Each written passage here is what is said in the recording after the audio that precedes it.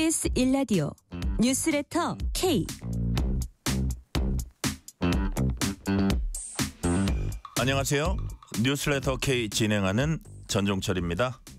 8.15 광복절 특별 사면을 앞두고 법무부 특사명단에 조국 전 조국혁신당 대표와 부인인 정경심 전 동양대 교수가 이름을 올렸습니다. 다음 주 이재명 대통령의 최종 결정으로 사면 여부가 결정되는데 실제 사면될 경우에 정치적 파장이 만만치 않아 보입니다. 이춘석 의원 차명거래 의혹을 둘러싼 정치권 파장이 계속되고 있습니다. 민주당은 의원직 제명 가능성을 시사하며 사퇴 수습과 역풍 차단에 주력하고 있습니다. 국민의힘은 특검 도입과 차명거래 전수조사를 요구한 데 이어서 국정개혁이 전반에 걸친 문제 아니냐며 국정이 게이트 가능성까지 언급하고 나섰습니다. 국정기획이 전반에 걸친 문제 아니냐며 국정기획이 게이트 가능성까지 언급하고 나섰습니다. 주요 정치 현안 정치 토크 코너에서 짚어봅니다. 2부 인터뷰 코너에선 22개월째 접어든 이스라엘 하마스 전쟁의 실상과 파장 중동 전문가 박현도 교수에게 들어봅니다.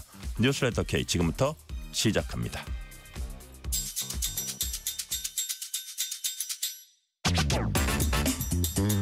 뉴스레터 K 정치 토크입니다. 조기현 민주당 법률위 부위원장, 정광재 국민의힘 대변인 나오셨습니다. 어서 오세요. 안녕하세요. 안녕하세요. 자, 국민의힘이 민주당 탈당한 이춘석 의원 차명 거래 의혹에 대한 진실규명 거듭 촉구했습니다. 처음에 이제 특검 도입, 차명 거래 전수조사. 오늘은 국정기획이 전반에 걸친 문제일 수 있다면서 국정이 게이트 가능성까지 언급하고 나섰어요. 송원석 국민의힘 비상대책위원장 얘기 들어보시겠습니다. 보도에 따르면 이춘석 의원의 차명 거래 계좌 소유주인 보좌관도 국정위 경제 2분과 소속의 운영위원이었다고 합니다. 국정위가 투기용 내부 정보의 원천이고 많은 국정위 관계자들이 내부 정보, 미공개 정보를 악용해서 시세 차익을 누렸을 가능성에 국민들께서 걱정하고 계십니다. 만약 여러 국정위 관계자들이 본인들의 시세 차익을 위해서 AI 국가대표 프로젝트라고 하는 정책 수립에 관여했다면 이것은 조직적인 주가 조작 범죄라고 봐야 합니다.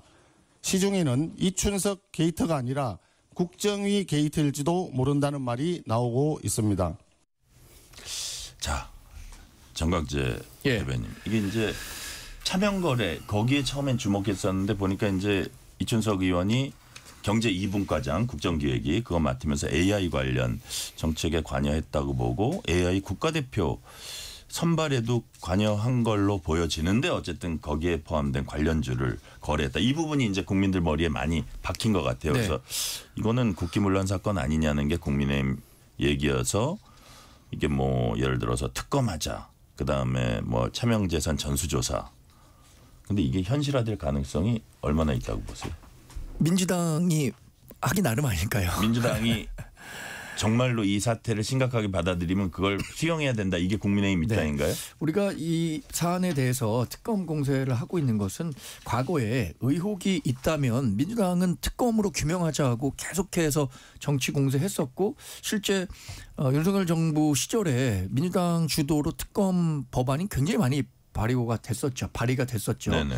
그때 당시에는 이제 윤석열 전 대통령의 거부권으로 현실화되지 못했습니다만 지금은 이제 민주당이 정권을 갖고 있잖아요. 그러니까 당연히 야당으로서는 이런 의혹이 제기된 것을 계기로 이 의혹을 해소시키는데 특검만한 카드가 없다라고 생각할 수밖에 없습니다. 이 국정기획위원회가 이번에 그 인수위가 없었기 때문에 국정 전반에 앞으로 5년의 그 밑그림을 그리기 위해서 만든 조직이잖아요. 네네. 여기에는 다양한 경제 정책들이 포함되어 있을 겁니다. 그런데 이춘석 의원이 국정기획원의 경제 2분과 활동을 하면서 여기에 속한 분들은 사실 공직자 재산 신고 의무 대상이 아니기 때문에 전혀 이런 것과 관련해서 확인할 수 있는 방법은 없는 거예요. 그런데 이 사안으로 인해서 문제가 됐으니까 이 국정기획원회에 포함됐던 사람들, 특히 경제 정책을 다뤘던 사람들에 대해서는 한번 전수조사를 해보자라는 차원에서 얘기를 하고 있는 겁니다. 그런데 전수조사를 했을 때 네. 차명재산은 어떻게 조사해요? 차명재산은 만약에 그걸 하려면 네. 최소한 가족이나 그렇죠. 부인이나 자식까지는 봐야 되는데 지금 이번에 불거졌은 건 뭐 보좌관까지 네. 그게 예를 이건, 들어서 동의할 수 있을까요? 차명재산까지 하기는 네, 현실적으로 어렵다고 보고요. 그러니까 주식 거래 현황 정도? 네, 국정위에 소속된 분들, 특히 네네. 경제 문제를 다뤘던 분들의 본인 계좌 이런 거 정도는 한번 들여다볼 필요가 있다. 이렇게 네. 말씀드립니다. 근데 조기현 부위원장님 지금 뭐 예를 들어서 뭐 차명재산까지 하면 주위 사람들 이것까지 되니까 이게 현실화되기가 힘든데 지금 말한 대로 어쩐 경제 파티에 있었던 그 위원들 이런 분들 정도는 이게 클리어 차원에서 이게 우리 나머지 사람들은 다 괜찮다는 차원에서 어떻게 보면 할 수도 있을 것 같은데 그게 또 현실화될 수 있을까요? 어렵죠. 이게 의혹이 있으면 수사해야 되는데 네, 네. 지금 확인된 아무나 거는 다 범죄자 취급해가지고 그렇죠. 다 전부 다 범죄자 취급을 해서 일단 문제가 있을 것 같으니까 일단 수사해보고 조사해보자. 그렇게 수사권이 발동이 되기 시작하면요. 공직에 있던 사람 수사 대상 아닌 사람 하나도 없을 겁니다. 그러니까 이런 식의 수사를 이제 투망식 수사라고 해서 실제 네. 단순한 혐의가 안 잡힐 때 아무나 막 던져보고 하는 수사를 일컫는 말인데 이 사안은 그렇게 접근할 문제는 아니고요. 이 추석 의원에 관련된 내용들은 이미 어느 정도 확인되는 사실관계가 있지 않습니까? 네. 차명거래였던 것 같고 그게 금융실명법 위반에다가 미공개 정보인 AI 대표 국가대표와 관련된 주식이었기 때문에 이거 다 문제되고 심각한 문제입니다. 경찰에 수건이 고발이 됐고요. 바로 고발인 조사도 했더라고요. 수사하고 있지 않습니까? 그러니까 특검이든 뭐든 이제 수사를 하고 있으니까 좀 지켜보고 민주당이나 대통령의 입장이 이게 적당히 온정주기로 봐주고 넘어가자 이런 입장 아니지 않습니까? 그러면 진행 상황을 좀 지켜보면 될 일이고 그리고 국정기획위는 다 아시겠지만 뭐 정상적인 정권이 출범할 때 인수위도 마찬가지고요. 다 보안각서 쓰고 그거에 대해서 문제가 생길 거에 법적 책임지겠다는 거 다 쓰고 실제 이번에 국정기획이 들어간 분들 나오면 가서 논의 진행된 사항 밖에 단 한마디 말도 안 씁니다. 실제 그렇게 철저하게 관리되고 있어요. 네. 그러니까 현재까지 분명한 것은 이춘석 의원 개인의 일탈 사안 자체가 굉장히 중하지만 거기서 이제 출발을 했는데 이게 문제가 조직적으로 어떤 정보가 흘러나가고 뭐 이렇게 되면 게이트라고 얘기할 수 있지만 그러니까 그런 정황이 있으면 수사를 확대할 수 그렇죠. 있지만 현재로서는 이춘석과 그 차보좌관 정도의 수사다. 예, 과도한 정치 공세입니다. 예. 네. 자, 예를 들어서 그렇다면 앞으로 이제 정강재 대변인 보시기에 네. 어떤 저쪽에서 그러니까 정부 여당 쪽에서 이제 조기현 부위원장께서는 이제 현실상의 어려움 그리고 잠재적 어떤 그 범죄자로 모든 사람을 다 취급해가지고 그런 식으로 투망식으로 할 수는 없다. 이게 어떤 혐의가 드러났을 때 수사를 확대할 수 있는 거다. 이게 되게 합리적인 말씀이신데 그럼에도 불구하고 야당 입장에서 보면 뭔가 정말 이걸 엄중하게 본다면 그냥 이춘석 의원 한 명 탈당했는데 어쨌든 제명시킨 데 이어서 그래 우리 의원직 제명까지도 우리 한다. 그럼 우리 어떤 좀 책임이랄까 우리의 임무는 끝난 거다. 이걸로는 약하다고 보는 거예요. 그렇죠. 야당 입장에서. 저는 말씀하신 것처럼 이 수사 범위를 무한정 확대할 수는 없는 거죠. 그런데 초반에 말씀드린 것처럼 국정기획위원회에서 이런 경제 정책을 다뤘던 위원들 아까 보안각서 쓴다고 했잖아요. 외부에 노출 안 했을 수 있지만 본인 계좌 그걸 차명으로까지 하는 것에 대해서 현실적으로 적발할 수는 없겠지만 네네. 그럼 본인 계좌 명확히 공개할 수 있는 거 아닙니까? 보안각서 쓸 때는 본인이 이런 활동을 하는 데 있어서 뭐 공적인 활동을 하니까 약속했던 거잖아요. 그래서 저는 적어도 이 경제 분과에 있었던 사람들에 대해서는 본인 계좌 한번 확인 이거 충분히 해볼 수 있는 거라고 생각합니다. 전혀 어려운 수사도 아니에요. 왜냐하면 주식 거래와 관련해 갖고는 본인만 동의한다면 거래 내역 최근 거래 내역 예를 들어서 뭐 최근 한 3, 4개월 거래 내역 뽑는 거는 하루면 합니다. 하루. 그러니까 이런 부분과 관련해서 전향적으로 한번 검토해 볼 필요가 있다고 생각하고요. 이춘석 의원 같은 경우에 사실 이거 그 조사하면 금방 나올 사안입니다. 차명 계좌 또 자금 조성 뭐 굉장히 그 자금 출처와 관련해서도 조사가 이루어져야 한다고 최근에 생각하고요. 통화 내역 이런 것도 볼 것 같아요. 당연히 통화 내역이 기본이잖아요. 수사에. 압수수색 바로 할 겁니다. 그리고 지금 남부지검 금융조사부 이런 데 맡기면요. 정말 일주일이면 최근 거래 내역 그 당시에 어떤 일이 있었는지 그래서 내부자 거래 정황이 있는지 없는지 충분히 규명할 수 있기 때문에 저는 그 시간 문제인 것 같아요. 이 시간이 얼마나 걸리냐의 문제지 이춘석 의원에 대한 형사처벌 가능성 저는 굉장히 농후하다고 봅니다. 네, 자, 조기현 부위원장님. 이춘석 의원에 대한 수사는 굉장히 속도감 있게 진행될 거예요. 고발인 조사했으니까 바로 이제 압수수색 절차 등 들어갈 건데 이 수사를 이렇게 전체로 확대하는 건 안 되는 거 아실 것 같은데 왜냐하면 혐의가 있어야 수사를 하고 계좌 압수수색을 하죠. 이게 지금 국정기획위원회에 소속됐다는 사유만으로 이 수사를 한다. 이건 이 수사를 개시할 수가 없어요. 정광재 대변인 얘기는 수사자는 게 아니라 그냥 자기 계좌가 한 3, 4개월 동안 깨끗하다는 거 정도만 보여주고 털고 지나가자. 그 경제분과 사람들은. 그것도 좀 무리인가요? 그렇죠. 이게 개인적인 뭐 물론 그렇게 해서 투명하게 공개하는 그러면 취지는 해소되고 이해하지만 사람들이 까먹을 수도 있어요. 취지는 이해하지만 거기에 개인적인 어떤 거래 내역 같은 걸 다 공개하라는 건 무리한 요구죠. 그 같이 근무했다고 해서. 그렇죠. 국정기획위원회 내부에서 아마 정부 차원에서 점검하고 필요한 부분에서 감찰도 하지 않을까 싶습니다. 네, 요거를 조기현 부위원장께 한번 여쭤볼게요. 민주당은 통일교 등으로부터 불법 정치자금 받은 의혹 제기된 국민의힘 권성동 의원에 대한 징계안 국회에 제출했습니다. 이거는 이거대로 윤리위에서 이제 심사하면 될 것 같아요. 예. 근데 이게 수사는 수사지만 국회 차원의 윤리위 이춘석 의원은 수사받고 있으니까 윤리 이거는 별거 아니니까 안 올리나요? 어떻게 되나 모르겠네요. 아니 뭐 이춘석 의원 사안도 중대하죠. 그러니까 네, 그 박지원 대변인 같은 경우에 방송에 출연해서 이 수사의 진척도 확인되는 사실 여하에 따라서 의원직 제명도 논의될 수 있는 게 아니냐 이런 입장 갖고 있는 의원들도 있고요. 실제로 민주당 분위기가 좀 글로 가는 거 아닙니까? 그런 분들도 꽤 있어요. 저 체포동의안 오면 우리가 그걸 보호해 줄 수는 없다 뭐 이런 얘기도 하던데. 그렇죠. 사안의 중대성을 보면 그냥 수사에 맡겼으니까 이제 털고 끝났다 이런 분위기 아니에요. 이게 두고두고 우환이 될 수도 있기 때문에 철저히 수사하고 어차피 수사도 하고 국회 윤리도 다를 거다. 정치적 책임 다 지도록 한다. 이건 기본 방향은 분명하고. 근데 그럴 경우에요. 네. 그 윤리특위 동수로 이제 하려는 법안 지금 정청래 대표가 통과시키지 말라 그랬잖아요. 네. 이게 과연 민주당 우위의 윤리특위 이게 뭐 이춘석도 다뤄야 되고 여러 가지 권성동도 다뤄야 되는데 적절하다고 보세요? 어떠세요?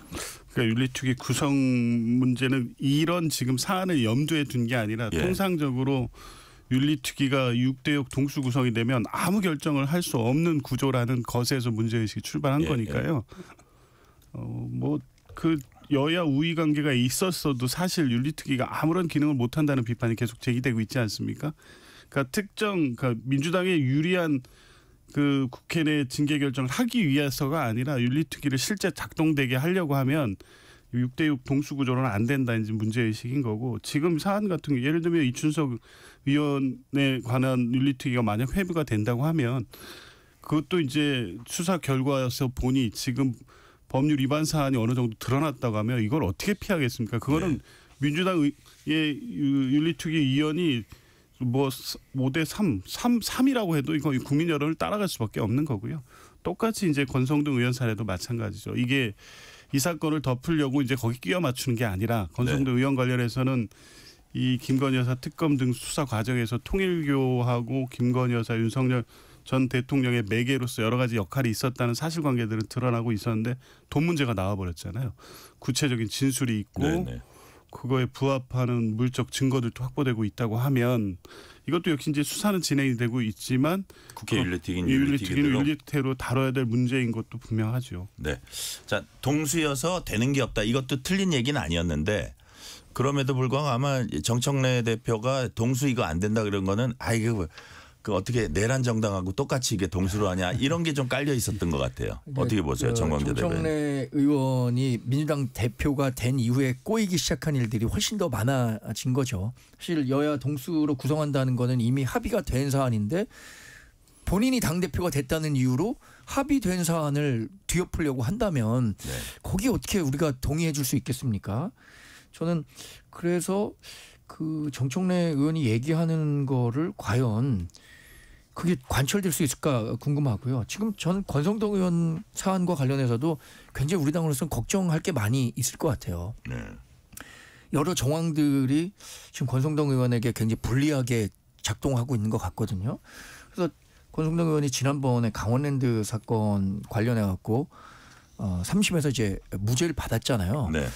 그랬으면 조금 더 조심하셨어야 했을 것 같다는 생각이 들어요. 지금 드러나는 뭐 언론 보도를 통해서 나타나는 정황만 놓고 보면은 권성동 의원 굉장히 힘들어지는 상황까지 가는 것 아닌가라는 걱정도 좀 듭니다. 네. 자, 법무부가 8.15 특별사면 복권 대상자를 추렸습니다. 자, 여기에 조국 전 조국혁신당 대표 아내 정경심 씨, 조 전 대표 아들에게 허위 인턴 확인서 발급한 혐의 유죄받았던 최강욱 전 의원. 일단 요 얘기만 할게요. 자, 나중에 이게 정치적 파장 어떻게 전망하시냐 요건 뒤에 얘기하도록 하고 조기현 부위원장님 이게 다음 주 10일 국무회의에서 확정된다고 하고 하는데 우리가 나중에 이제 그 국민의힘 의원들 명단도 얘기하겠지만 뒤에서 둘이 대통령 비서실장하고 국민의힘 비상대책위원장하고 그 명단도 다 그대로 들어간 걸로 보면 이게 순수하게 법무부에서 추려가지고 국무회의로 가서 대통령이 결정한다기보다는 그냥 뭐라 그럴까 기계적으로 할 수 있는 뭐 민생사범 그다음에 이분은 뭐 형기가 5년인데 4년 넘었으니까 이런 기계적인 건 법무부에서 하더라도 좀 이렇게 약간 정치적으로 정무적으로 해야 될 거는 대통령실에서 좀 주는 것 같아요. 그런 줬다가 거기서 실무적으로 했다가 그다음에 최종 결정을 대통령이 하지 않나 뭐 이런 생각이 드는데 네. 자 그렇다면 지금 그런 구조라면 조국 정경심 최강욱 구분응선 넘은 거 아닙니까? 그렇게 보는 시각이 거의 많죠. 맞을 것 같습니다. 그죠? 네, 이게 네. 특히 정치인 사면은 매우 민감한 것이어서 그냥 이 절차적으로 의견 들어서 추려서 그냥 형식적으로 놓고 사면 심사에서 대충 뭐 그냥 적절히 조율 맞춰서 이렇게 할 수 있는 문제가 아니죠. 예. 그러니까 이제 비서실장이 미리 그 야당 대표하고도 예, 다 예. 연락 취하고 하는 건 그 과정을 통해서 어느 정도 균형도 맞추고 정치적 파장까지 고려해서 네. 안을 만들어서 내려서 올리고 최종적으로 이제 대통령이 하는 구조인데 이 구조의 특성상 사면 심사에 포함이 돼서 통과가 됐다고 하면 네. 가능성이 매우 높아졌다고 보는 게 맞을 겁니다. 야당에서는 이제 뭐라 그러고 있냐면 이제 질문 하나 조기현 부위원장께 드리면 역시 대선 때 후보 안 내고 사실상 적극 협력한 데 대한 보훈에 대한 그 어떤 대선 청구서에 대한 거 아니냐 뭐 이래저래 뭐 정치적 부담이 만만치도 않은데도 불구하고 이재명 대통령이 조국 전 대표를 만약에 사면하게 된다면 사면하는 그 배경이 뭘까요? 저는 이 문제를 그 대선에 대한 보훈성 사면 이렇게 해석하는 보시지 거는 않아요? 예, 저 동의하기 어렵고요. 어제 검찰의 희생양으로 본다. 그렇죠. 전체적으로 보면 이제 관련된 분이 최강욱 의원까지 포함시키면 이 사건이 갖고 있는 특수성 이런 부분을 보는 거죠. 네. 그러니까 조국 전 장관의 전체 형기 중에 지금 수감 생활한 기간만을 보면 사실 부담스러운 사면이 될 가능성이 매우 높은데 조국 장관만 볼 수 없는 사건이잖아요. 정경심 이 교수가 이미 4년형 거의 만기 출소를 했고 지금 가석방돼 있죠? 예, 가석방 상태로 아마 끝났을 겁니다. 예. 최강욱 의원도 관련된 사건이고 그리고 이제 이 사법적 절차 외에도 딸인 조민 씨 다 자격 박탈되고 예. 고졸이 됐고 아들 주변에 대한 수사 뭐 이러죠. 근데 이 사건은 돌이켜 보면 맨 처음 시작된 건 조국 펀드였습니다. 근데 결론은 이제 표창장이었고 나머지 이 조그만 사건들이 결부돼 가지고 한 건데 그러니까 전체적으로 보면 법의 집행이 너무 가혹했다. 그리고 수사 자체가 정치적 목적으로 출발한 수사였다. 그에 비추어서 이 가족들을 중에 정경심 교수는 이미 상당한 형기를 마쳤고 이런 전체적인 것을 고려하면 법의 형평, 균형 이런 거 고려할 때 조국 전 장관 또 관련돼서 처벌받은 최강욱 의원을 사면 대상에 넣어도 이게 사법상 굉장히 무리한 사면 복권으로 볼 것까지는 아니다. 이런 네. 판단이 있는 거죠. 자, 조기현 부위원장님의 말씀에 대해서 정광재 대변인. 같은 사안인데 보는 관점은 굉장히 다릅니다. 조국 사태가 불거진 게 2019년이었는데요. 네. 그때 정말 광화문에 엄청난 숫자의 사람들이 모였습니다. 왜 모였느냐? 조국 전 장관으로 불거진 문제가 내로남불이었어요. 공정과 상식. 그러니까 공정과 상식을 복원하겠다고 문재인 정부가 출범했는데 실제 조국 전 장관 사태를 경험하면서 그 공정과 상식은 무너지고 또 민주당 진보 진영이 갖고 있었던 내로남불은 온 국민이 체감하게 된 거거든요. 네. 그때 당시에 우리 국민이 가졌던 열패감, 상실감, 분노 이런 거를 고려하면 저는 조국 전 장관 일가에 대한 형량이 자체가 무겁다고 보지 않습니다. 그리고 지금 형기에 이 부분은 어떻게 보세요? 나는 검찰의 희생양이다. 대법원까지 유죄가 났는데 네. 사실 어떻게 보면 반성하지 않는 모습이다. 이런 지적도 있어요. 근데 그거는 예. 대법원 판결이 난 이후에도 판결 자체를 부정하는 민주당 소속 인사들이 꽤 많았습니다. 김경수 지사도 드루킹 때 진실은 법정 밖에 있다 이런 이야기 했잖아요. 대법원 판결을 네. 두고도. 그리고 본인이 굉장히 희생양이 됐다 이렇게 얘기를 하고 있지만 저는 희생양이 됐다는 데 대해서 전혀 동의할 수 없는 게 그 관련 범죄가 다 소명이 됐기 때문에 법원에서도 2년형의 판결을 받은 거 아닙니까? 그리고 사면이라는 건 대통령 고유 권한이기도 하고 국민 통합 차원에서 이루어진다고 하지만 통합이라는 것은 전 그렇게 생각합니다. 상대 진영에 있는 사람의 잘못을 내가 용서해 줬을 땐 그게 통합이 되는데 같은 진영에 있는 사람의 죄까지 한꺼번에 다 사회해 준다고 하는 것은 전형적인 그냥 자기 편 들어주기죠. 그리고 조국 전 장관에 대한 사면은 누가 뭐래도 이번 대통령 선거에 조국 혁신당이 후보를 내지 않았던 것에 대한 청구서 이거를 들어주는 격이라고 보기 때문에 지금 이재명 대통령에 대한 국정 지지율 굉장히 높은 상태에서 반대로 조국 전 장관에 대한 사면이 좋으냐 적합하냐 그렇지 않느냐를 물어보면 그에 훨씬 미치지 못하는 결과가 나오고 있단 말이에요. 네. 저는 이재명 대통령이 앞으로 국정을 운영하는 데 있어서도 상당한 부담이 될 것이다. 네. 오히려 우리 당으로서는 이게 우리 당에는 더 유리하게 작용할 수도 있는 소재임에도 불구하고 그것이 안 된다라고 이야기하는 것은 그만한 이유가 있습니다. 자, 이거를 제 조기현 부위원장한테 여쭤볼게요. 그러니까 이게 조 전 대표 사면 복권까지 돼야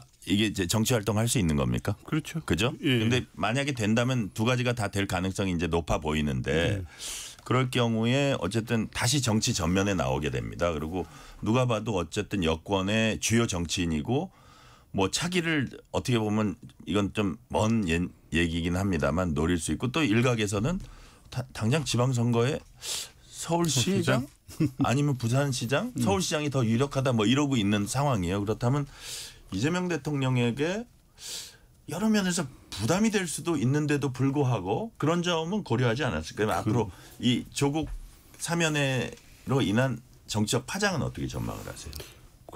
그 부분까지 예. 세밀하게 여러 가지 사면 복권 이후에 발생하는 정치적 상황에 대한 고려 내지 네. 예측까지 하면서 지금 이 검토를 하고 있지는 않을 거로 봅니다. 그리고 그 예상이라는 게 정치상이 어떻게 변할지 모르는데 예. 무의미하죠. 근데 조국 장관이 지금 현 여권 전체로 봤을 때는 유력한 인사이고 사면 복권을 통해 가지고 정치에 복귀한다고 하면 당분간 이제 이걸 마뜩지 않아 하시는 분들로부터 비판의 대상이 되겠지만 예. 또 정치 과정이라는 게 그 과정을 통해서 극복될 수도 있거든요.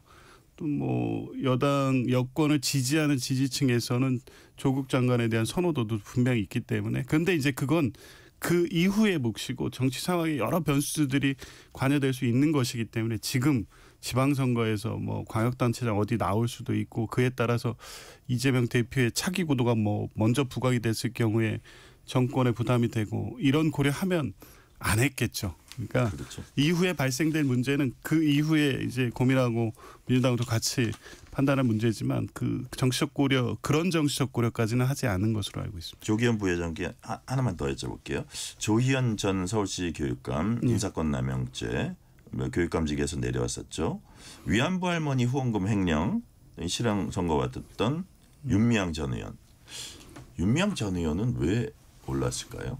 그렇죠. 우리가 그 사연은 모르겠지만 네, 저도 그거를 좀 고개 갸우뚱하는 사람들이 많습니다. 저도 선뜻 납득은 안 됩니다. 왜냐하면 이 사안 자체가 피해자가 위안부 할머니란 점이고 어쨌든 성립된 범죄는 횡령죄라는 것 때문에 그 내용을 이제 하나하나 들여다보면 수사 자체가 과했고 초기에 기소된 이 횡령 금액이나 이런 것이 나중에 확정 판결될 때는 이렇게 낮아지다 보니까 다소 이제 정치적 타겟이 된 부분도 있고 과잉 수사인 부분도 있고 그 부분에 대한 참작할 부분은 있다는 점까지는 저도 공감은 하지만 어찌 됐든 유죄 판결이 확정된 내용 자체가 지금 사면 복권하기에는 국민들이 특히나 더 선뜻 받아들이기 힘든 상황인 건 분명한데 네. 일단 대상이 됐더니 한번 최종 결정 어떻게 될지 한번 봐야 될 것 같습니다. 최광욱, 윤미향 이런 분들도 사실 계속 재판을 받아오면서 길게 받아오면서 의원직 거의 다 한 분들이거든요. 자, 국민의힘 인사들 한번 우리 정광 대변인께 여쭤볼게요. 자, 보니까 그 송원석, 강훈식 서로 문자에서 정찬민, 홍문종, 심학봉 정확하게 들어갔습니다. 그래서 이게 여당 대표 입장에선 상당히 좀 이게 모양이 빠지는 그런 그 모습이라고도 할 수 있고 막 조국 사면은 절대로 안 된다고 막 했었는데 여기다 아니 우리가 상식적으로 야당의 의견도 듣는다고 알고는 있었지만 그걸 이제 눈으로 봤잖아요. 그리고 이분들의 어떤 범죄 혐의가 이게 우선적으로 국민의힘에서 사면을 요구할 그 리스트 상위에 올라가냐 이런 지적도 있고 자 이게 여러 가지 측면에서 볼 수 있는데 그런 약간 모양 빠진 여당 대표의 모습도 있을 수 있고 또 하나는 이런 걸로 그냥 조국 사면 무슨 부인 사면 윤미향 사면까지 이거하고 바꿨나 이런 비난도 있을 것 같아요. 오히려 저는 강훈식 비서실장이 그 이번에 그 텔레그램이 공개되면서 국민의힘 한번 골탕 먹여봐야겠다라고 생각해서 포함된 사람들 다 사면 대상에 포함된 것 같아요. 그러니까 이거 철회했잖아요. 송원석 비대위원장이 적절치 않고 그러니까 조국 전 대표에 대한 사면도 안 되고 우리가 요청했었던 것도 다 철회한다. 그러니까 정치인 사면은 없어야 한다. 민생사범에 대한 그 사면만 이루어져야 한다라고 했는데 오히려 우리가 요구한 것에 대해서 다 받아준 셈이 됐는데 받아줌으로써 오히려 결과적으로 한방 먹인다. 좀 골탕 먹인 게 된 셈이 된 것 같아요. 그에 앞서서 그 조국 전 대표에 대한 사면 얘기를 하면은 저는 10년, 20년 지나서 이재명 대통령이 그때 조국 전 대표를 사면 복권해 주지 말았어야 하는데 패착이었다라고 후회할 날이 있을 것 같습니다. 이게 거대한 암석도요. 소나무 씨 하나가 거기에 뿌리를 내리기 시작하면서 암석이 균열이 시작된 거거든요. 물론 오랜 시간이 걸리죠. 저는 정치적으로 봤을 때는 그 조국 전 대표가 이번에 사면 복권이 되는 순간부터 진보 진영의 분열의 씨앗은 자라고 있다. 이렇게 봅니다. 지금 민주당 내에 조국 전 대표만한 팬덤을 가진 그런 정치인이 있나요? 정청래 의원이 당대표 되고 뭐 박찬대 원내대표 안 됐습니다만 거론되는 사람들 그 각각의 경쟁력만 놓고 본다면 조국 전 대표를 능가할 만한 사람이 저는 없다고 보거든요. 정청래 대표 기분 나빠할 것 같은데. 이게 제 평가니까요. 민주당 대표님을 또 그렇게 과소평가하시다니. 조국 전 대표가 사면 복권되는 순간부터 진보 진영에는 거대한 균열이 시작될 수 있다. 그게 이재명 대통령이 국정을 운영하는데도 굉장한 부담이 될 수 있을 것이라고 보기 때문에 저는 정말로 제가 이재명 대통령에게 조언을 드릴 수 있는 입장이라면 이번엔 안 됩니다라고 했을 것 같아요. 그래요? 이 지금도 그 국민 정서는 아까 말씀드린 것처럼 대통령 국정 지지율보다 훨씬 미치지 못하는 그 사면에 대한 평가가 나오고 있거든요. 그렇다면 굳이 해줄 필요가 있을까? 오히려 정말 밀려서 해주는 거 아닌가라는 인식만 확산되고 있거든요. 과거에 유력 정치인 사면 때 예, 항상 위원장님. 똑같았어요. 정권 지지율 초기에 높을 때 그냥 하잖아요. 부담스럽지만 그게 이 국민 통합에 필요하다고 판단하니까 박근혜 대통령 어땠습니까? 그때 뭐 여론 지지가 높아서 했습니까? 그런 건 아니고 근데 이제 국민의힘은 좀 솔직해지셨으면 좋겠습니다. 왜요? 어떤 면에서? 이 사면할 때 정치인 사면이 검토되고 있다고 하면 다 서로 명단 받고 그런 문자 메시지 한 번으로 끝났겠습니까? 사전에 이제 실제 하는 거냐 하면 어디까지냐 어느 규모냐 그러면 우리 야당에서는 어느 범위까지 가면 거기에 수용 가능하냐 다 조율하고 그러고 나서 이 구체적 명단까지 가는 거죠. 그러면 밖으로는 정치적으로 민생 사면만 해야 된다. 정치 사면은 하지 말아야 된다. 얘기할 수는 있는데 이렇게 진행이 됐으면 적어도 이 사안 자체를 부인하고 거둬들였다고 해서 끝나는 게 아니잖아요. 일단 그거를 골탕 먹이려고 넣었다고까지 말씀하시면 안 되죠. 그냥 이건 그런 고려까지 다 해서 정적 부담이 있지만 의미가 있는 뭐 통합의 의미를 주기 위한 정치적 그렇게 검토되고 있다 그렇게 보면 될 것 같습니다. 네, 실시간 교통 상황 알아보겠습니다. 라디오 교통정보센터 공인혜 리포터 나와주세요. 네, 이 시각 교통정보입니다. 휴가지에서 돌아오는 분들도 계신데다 금요일 퇴근 정체까지 겹쳐 있어서 곳곳이 혼잡합니다. 서울시내 중에선 잠실 쪽 올림픽대로인데요. 한강대교 못 간 4차로에서 사고가 나 부근 크게 혼잡하고 더 내려가 한남대교 부근 2차로도 추돌 사고로 차단돼 뒤로 동작대교부터 청담대교 쪽으로 꽉 막혀 있습니다. 한강을 따라 서쪽으로는 일산 쪽 강변북로 지나기 더 어렵습니다. 청담대교부터 가양대교 쪽 정체 지나는데 1시간 20여 분이나 소요가 되고 있습니다. 고속도로 중에선 수도권 제일순환선 일산에서 판교 구리 방향, 김포에서 송내까지 내내 더디고 노오지 분기점 5차로 고장나자 처리 중입니다. 더 내려가 성남과 송파, 하남 부근 주춤하다 불암산 요금소부터 사패산 터널 쪽 이동 가장 어려워졌습니다. 한편 휴가 차량들이 돌아오면서 중부 내륙선 양평 쪽 문경세제와 충주에서 감곡 구간 오후 들어 내내 답답한데요. 이 사이 충주 분기점 부근 1차로와 양평 화물차 하이패스 차로에선 조금 전 추돌 사고도 발생했습니다. KBS 교통정보센터였습니다.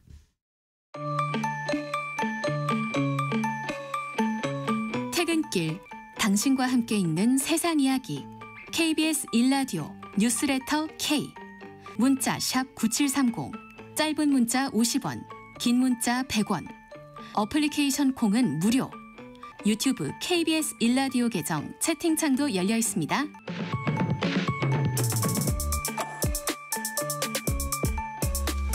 KBS 1라디오 뉴스레터 K 정치 토크입니다. 조기현 민주당 법률위 부위원장, 정광재 국민의힘 대변인과 얘기 나누고 있습니다.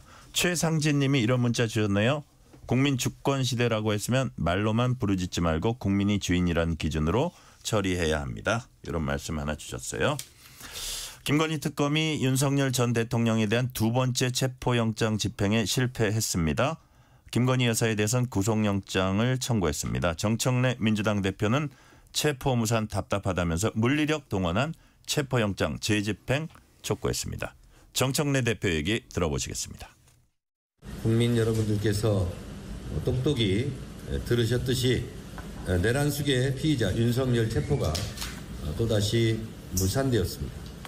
참 답답할 노릇입니다. 법원의 영장이 한 사람의 떼쓰는 걸로 이렇게 무력화된다는 것은 대한민국의 법의 지엄함으로 봤을 때 상당히 국민들에게도 통탄할 일입니다. 특검에서는 법대로 발부받은 영장대로 물리력을 동원해서라도 강력하게 집행해 주시기 바랍니다. 자, 조기현 부위원장님. 네. 여당 대표가 체포영장 집행 거듭 촉구했습니다. 특검이 좀 부담을 느끼지 않을까요? 이게 아유 이제 그만하고 그냥 기소해야겠다 하다가도 고민을 다시 하게 될까요? 어떻게 될까요? 부담 당연히 느껴야죠. 이건 뭐 민주당 대표가 말을 해서 느끼는 부담이 아니라 법원의 영장을 발부받아서 특검이 그렇게 물리력까지 동원한 이 체포영장 집행을 했다고 하면 반드시 자리에 앉혀서 조사할 필요성이 있다는 거 아닙니까?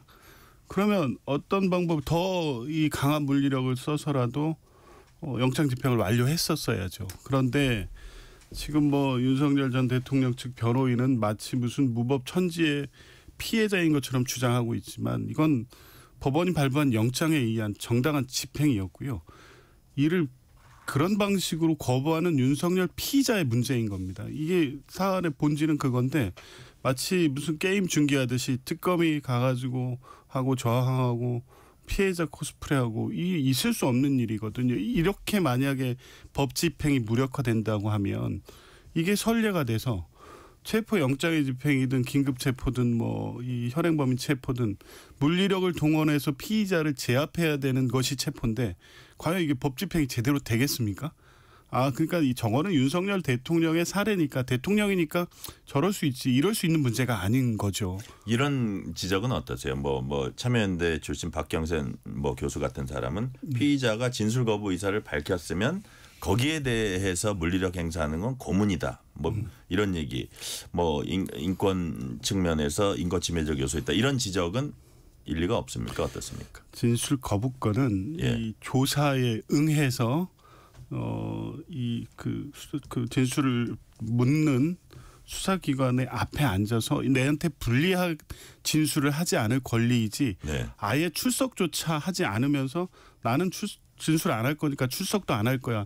이렇게 성립될 수 없는 일단 일이에요. 출석은 무조건 해야 된다. 그렇죠. 뭐 진술 거부권이 그렇게 확대돼서 그 권리로서 보장될 수는 없죠. 그러면 체포영장 제도 자체가 의미가 없는 거죠. 왜냐하면 체포영장이라는 게 출석에 불응하거나 불응할 염려가 있을 때 잡아서 앉혀서 조사를 하기 위한 게 체포영장인데 이런 식으로까지 확대해서 진술 거부할 거니까 체포 집행도 무리하게 하지 마 이러면 체포돼서 검찰 조사실에 앉을 피의자 하나도 없을 것 같습니다. 그래서 해야 된다. 영장 청구를 다시 해서 나설 가능성도 상당히 있다고 보시는 거예요. 저는 그렇게 해야 된다고.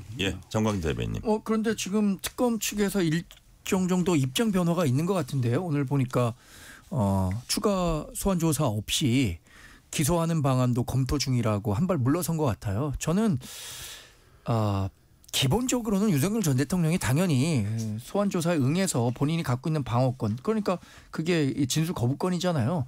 그렇게 하는 것이 최선의 방법이라고 생각합니다. 그게 모든 국민들이 갖고 있는 일반적인 법상식이라고 생각해요. 그런데 지금 몇 번의 시행착오를 거쳤잖아요. 이게 어렵구나. 현실적으로 윤석열 전 대통령이 이렇게 완강히 버틸 경우에는 불가능한 상황이라는 것을 인식했을 때는 그 방법 외에 다른 방법도 방안을 찾아야 한다고 생각하는데 그런 측면에서 아마 특검이 그렇다면 추가 소환 조사 없이 기소하겠다라는 쪽으로 검토하고 있는 것 같아요. 저도 이런 그 상황이 오래 연출되는 것이 굉장히 부담스럽습니다. 사실 우리 당으로서도 부담스러울 수밖에 없어요. 이렇게 되면서 8월 22일에 예정된 그 전당대회에도 윤석열 전 대통령이 여전히 그 전당대회 중심에 놓이게 되는 상황까지 연출되고 있잖아요. 네네. 그래서 오늘 나온 특검의 방침에 대해서는 그렇게 했으면 좋겠다는 생각을 갖고 있어요. 네. 자, 이게 다음 주 12일 화요일인가요? 국무회의 때 조국 정경심 포함해서 사면복권 이거 최종 결정하는 국무회의 있다고 하고 또 그날이 김건희 여사 영장 실질심사가 열린다고 하니 윤석열 김건희 부부가 동시 구속 위기, 조국 정경심 동시에 사면 될 수 있는 그런 날짜. 야, 이게 인생만사가 참 더덥고 아이러니다 이런 생각도 들고요. 그런 말씀 많이 하시더라고요. 그렇죠. 지금 두 분은 그 영호의 몸이 될 수도 있는 상황이고 이게 너무 극적인 대비 똑같이 아닙니까? 두 분이라고 해야겠다. 한 명 또 두 분은 사면 복권이 논의되고 있는 상황이 이게 불과 뭐 한 5년 만에 이루어지는 일들인데 어떻게 이런 우연이 겹치는지 모르겠어요. 그래요. 우리가 인생을 이렇게 겸허하고 이렇게 그렇게 살아야겠습니다. 자, 시간 관계상 주제를 바꿔서 국민의힘이 당대표 최고위원 선출한 8.2 전당대회 앞두고 오늘 대구 경북을 합동연설에 개최했습니다. 자, 정광진 대변인. 또 2대2 찬탄 반탄 구도냐. 그래서 이게 제대로 어떤 혁신을 이끌 지도부 선출할 수 있을까 이런 좀 의구심이 당 안팎에 있는데 최근에 또 이런 발언이 있었습니다. 김문수 후보가 유튜버들 만난 자리에서 윤석열 전 대통령 다시 입당한다면 받아들일 것이다. 장동혁 후보도 비슷한 취지. 조경태 후보는 김문수 후보 후보직 사퇴 정계 은퇴 요구. 안철수 의원 개헌 미화와 헌법 정지 훼손 막아내겠다. 자, 지금 이 상황 어떻게 평가하십니까? 아주 대변인. 부담스럽습니다. 사실 5월 3일에 우리가 대통령 후보를 뽑을 때도 이렇게 그 4명의 후보가 정해졌을 때 네. 탄핵 찬성과 탄핵 반대했던 사람 2대 2로 나뉘었잖아요. 근데 결국에는 결선 투표로 가서 김문수 후보가 당심에서 당심 기준입니다. 61%를 얻고 한동훈 후보가 39%를 얻었어요. 예. 그것만 보면은 당원들의 표심은 여전히 그 계엄은 잘못됐는지 모르지만 탄핵에 이르기까지의 과정에는 문제가 많았다. 이렇게 생각하는 분들이 많은 것 같아요. 지금도 똑같이 2대2 구도인데 오히려 그 찬탄과 반탄에 속해 있는 인물의 경쟁력만 놓고 보면 탄핵에 찬성했던 사람들의 인물 경쟁력은 조금 더 떨어졌잖아요. 왜냐하면 한동훈 전 대표가 나오지 않고 거기에 조경태 의원이 자리를 하고 있으니까. 그래서 이 구도가 오히려 더 강화된 것처럼 보여진단 말이에요. 오히려 이제 탄핵에 반대했던 사람들의 몫이 커진 것처럼 보이는 현 상황이. 그리고 이제 이런 발언들이 아무래도 그런 당원들을 의식한 발언이라고 이제 해석이 되잖아요. 그렇죠. 그래서 김문수 후보가 내놓은 발언이 제가 이제 당직에 있기 때문에 특정 후보에게 유불리할 수 있는 발언을 내는 것은 굉장히 조심스럽습니다만 네. 이 발언이 과연 우리 당이 나아가야 하는 방향과 일치하는지에 대해서는 그렇죠. 일단 집단지성 당원과 국민은 어떤 선택을 할까요? 지금 당장 8월 22일 날 예. 치러지는 그 선거에서는 저는 김문수 후보가 지난 대통령 후보로 뛰었던 관성이 있기 때문에 유리해 보여? 유리할 것 같습니다. 그래요? 예. 자, 조기현 부위원장님은 어떻게 보세요? 지금 판세랄까 이 돌아가는 모양새를. 민주당에서는 지금 그 정청래 당대표가 공언했던 이 위원정당 해산 심판 네. 요건이 된다고 해도 안 해도 될 것 같다는 얘기가 나오고 있습니다. 스스로? 예, 스스로 자중질환으로 스스로 위원정당임을 지금 전당대회 절차에서 스스로 계속 국민들한테 확인시키고 있고 벌어지고 있는 내분 양상은 스스로 해산 절차를 만들고 있다. 정당 해산 청구마저 필요 없다? 필요 없는 상황을 스스로 만들고 있다. 좀 반성 좀 하세요. 그 청구마저 필요 없대잖아. 이게 지금도 보도 올라온 걸 보면 네. 오늘 이 대구 엑스포에서 오늘 그 순회 경선 대회 있었잖아요. 예. 아수라장인 것 같은데요. 아 그래요? 이 반탄 하면 조경태 의원하고 안철수 후보가 연설을 하면 전환기 씨가 연단에 올라서 배신자를 연호해서 분위기가 그렇게 흘러가고 몸싸움도 있었다고 하고요. 이 정도면 이건 뭐 같이 과열 경쟁을 넘어서서 정당을 같이 할 수 없는 수준의 분들이 지금 전당대회를 치르고 있다고 보여지고 네. 내용적으로는 결국에 전환길 검증을 안 받겠다고 했던 김문수 후보 그 프로에 출연해서 결국에 사람도 안 죽었는데 뭐 비상계엄이 특별한 문제가 있겠느냐. 윤석열 전 대통령 입당소 원서 제출하면 받겠다. 결국에 12월 3일로 돌아간 거예요. 그런 분들이 당선 가능성이 높아진 가능성이 더 높다고 지금 얘기하시는 걸 보면 이건 굳이 밖에서 때려서 이 위원정당의 문제를 부각 안 시키더라도 스스로 무너져 내리고 있다. 그렇게까지 보신다 전당대회는 이거죠? 누가 되더라도 앞으로 미래가 없는 당의 모습을 확인하는 상황이 될 것 같습니다. 네. 정광규 대변인님 한숨 쉰 다음에 한 말씀. 예. 한숨 쉬고 있는데 한숨이 아마 청취자들도 들었을 거예요. 이게 시간이 필요한 문제라고 생각합니다. 저는 지금 당장 해결될 문제가 아닌 것 같아요. 아까 얘기하신 것처럼 그 유권자들의 평가가 이루어진 후에야 비로소 대우각성하는 일이 있지 않을까 싶어요. 네. 지금 당장은 우리가 선거가 없잖아요. 내년 지방선거가 가장 가까운 선거인데 지금 우리 국회 내 원내 의원들도 이렇다 할 쇄신의 목소리를 내지 않는 것 저는 앞으로 2년 반 이상 남은 총선 때문이라고 봐요. 만약에 내년 4월에 총선이 있었으면 벌써 우리 당 정말 천막당사 수준 이상의 쇄신 요구가 당에서 분출됐을 텐데 윤상현 의원 얘기에 너무 도취되어 있는 거 아닌가 싶어요. 야 1년 지나면 다 찍어주더라. 여기에 지금 그 매몰돼 있다 보니까 야 3년 후에는 또 어떻게 될지 몰라 이런 희망을 갖고 있는 것 같은데 이렇게 가서는 안 된다는 것, 그 길이 얼마나 요원하다는 거를 네. 깨닫는데 시간이 필요하다고 생각합니다. 그래서 제가 사실 네. 저도 한 말씀 드리고 싶은 게 있는데 이 방송 전파가 꺼진 다음에 말씀드릴게요. 자, 아니 그래서 예. 우리 당에 애정을 갖고 있는 분들이 정말 많다는 걸 전 느끼거든요. 근데 이런 표현 하시더라고요. 속 썩이는 큰아들. 네. 이런 그 미워할 수밖에 없는데 이게 또 그렇다고 버리기도 어려운 이런 말씀들을 해주시는 걸 보면서 아 우리가 조금만 잘하면 이 부모님의 신뢰를 다시 얻을 수 있을 것 같은데. 네. 0630님이 지금 아니 기대가 없으면 실망도 없다는데 지금 야당은 정말 기대 이하입니다. 국민의 한 사람으로서 부끄럽습니다. 꼭 소개해 주세요. 아 소개라는 게 없애달라는 뜻인가? 여튼 뭐 이 문자를 꼭 소개해달라는. 이 문자를 소개해달라. 어디로 빠져달라는 게 아니라 사연을 소개해달라. 소개해드렸습니다. 거의 군대에서 어디 이렇게 없애버리는 나가버리게 하세요인 줄 알았어요. 그게 아니었어요. 이거를 소개해달라. 이 내용을 전해달라는 거였네요. 자, 오늘 민주당 지도부가 전남 도당에서 현장 최고위원회의 열었습니다. 어디 무안이었나요? 어디서 이제 현장 최고위원회의 열었는데 5.18 묘역 찾은 자리에서 내란 세력 척결. 아까 이제 정당 해산 청구할 필요도 없다 그랬는데 정광희 대변인 예. 이런 계속 내란 세력 척결 악수도 하지 않겠다. 인간과 악수하지 이런 게 결국은 정당 해산 빌드업이라고 보십니까? 그런데 그거는 이제 정청래 대표가 한다고 하더라도 예. 그건 정말 정치적 공세에 불과하다고 보는데 정청래 대표가 이제 민주당 거대 여당의 대표가 됐다면 저는 책임 있는 발언을 해야 된다고 생각하는데 오히려 혐오의 정치, 분노의 정치 이걸 하고 있는 것 같아요. 그냥 본인이 그냥 민주당 소속의 한 명의 의원이었다면 제가 뭐 그럴 수도 있겠다. 본인이 갖고 있는 소신으로서 이렇게 얘기하겠지만 민주당 대표가 이런 얘기를 한다면 이게 과연 이재명 대통령에게는 도움이 될까요?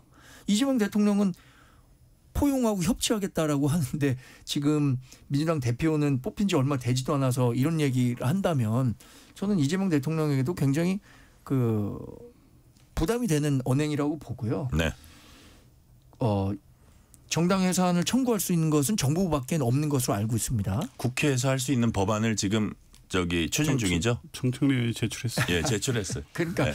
본인이 만들고 싶은 법안 만들어서 그냥 하겠다는 건데 이런 막무가내식 정치를 하면 안 되죠. 자, 조기현 부위원장님. 네. 이게 역할 분담입니까? 대통령하고. 근데 여당 대표는 어쨌든 국정을 더 밀어주고 국정 아젠다를 같이 한다는 의미도 있는데 싸우기만 하고 저쪽에서는 그냥 이래라.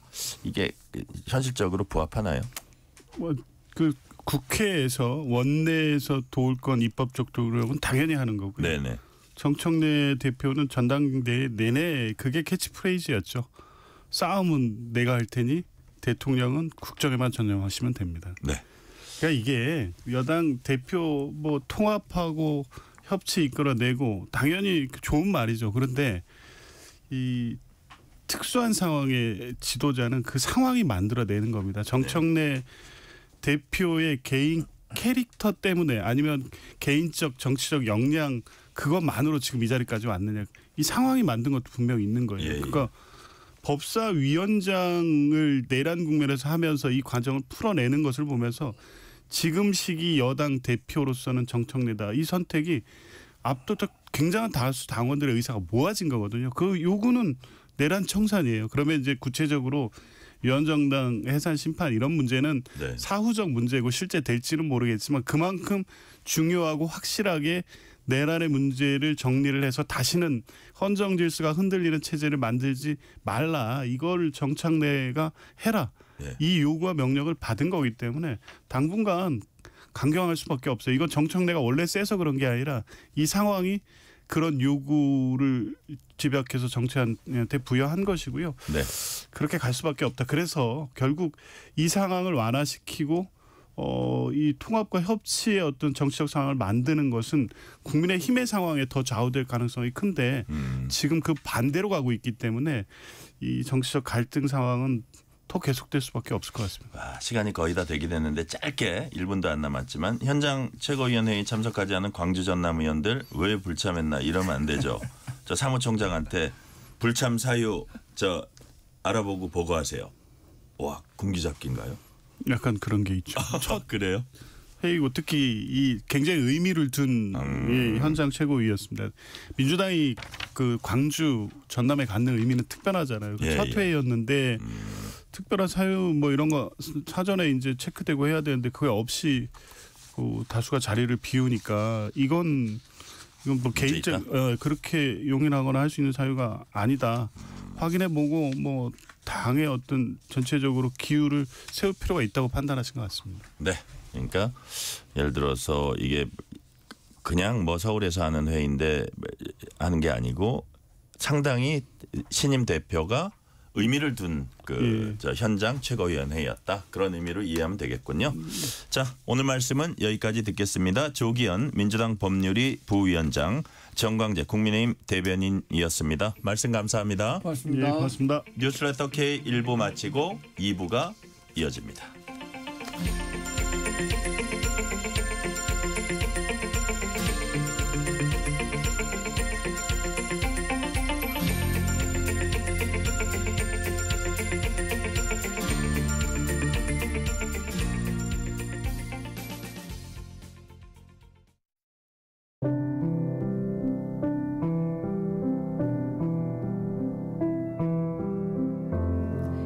KBS 라디오 연중기획 희망충전 대한민국 650번째 이야기. 안녕하세요. 아나운서 유지원입니다. 고등학교 2학년 지수는 치매를 앓는 외할아버지 그리고 폐지를 줍는 외할머니와 함께 살고 있습니다. 아픈 할아버지를 대신해 불볕더위 속에서도 매일 폐지를 모으러 다니는 할머니. 손녀딸 학비를 위해 아픈 다리를 끌고 온종일 동네를 돌아다녀 보지만 손에 쥐는 돈은 불과 몇천 원뿐인데요. 매일 저녁 땀에 젖어 들어오는 할머니의 모습은 지수의 마음을 무겁고 안타깝게만 합니다. 허리와 다리 통증으로 밤마다 끙끙 앓는 할머니 곁에서 또 한 번 마음을 다잡는 지수. 빨리 커서 두 분을 편히 모시고 싶다는 간절한 바람을 이루기 위해 지수는 오늘도 밤늦도록 손에서 책을 놓지 않습니다. 지수 가족이 더 큰 용기와 힘을 낼 수 있도록 여러분의 격려와 응원을 보내주세요. 여러분의 따뜻한 손길이 희망의 빛이 됩니다. ARS 060-700-1580 060-700-1580 한 통화 3,000원으로 희망을 선물해 주세요. KBS 라디오 연중기획 희망충전 대한민국은 초록우산 어린이재단, 인탑스 주식회사 그리고 청취자 여러분과 함께합니다. ARS 060-700-1580 한 통화 3,000원입니다.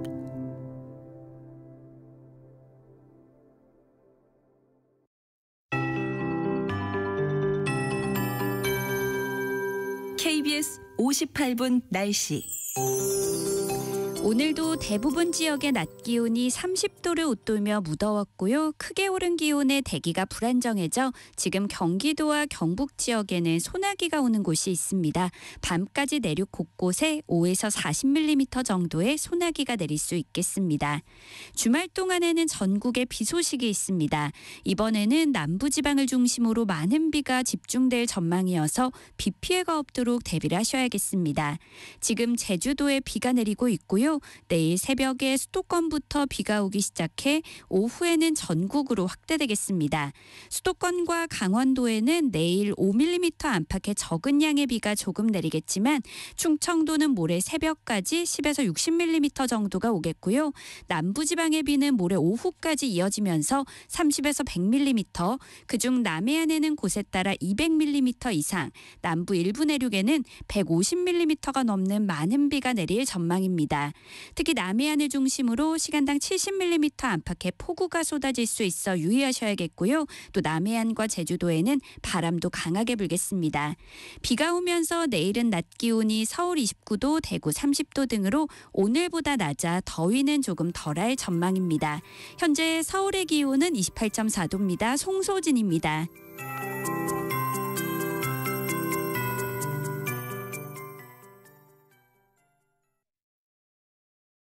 정성을 다하는 국민의 방송 KBS가 6시를 알려드립니다. AM 711kHz, FM 97.3MHz, KBS 1라디오입니다. HLKA.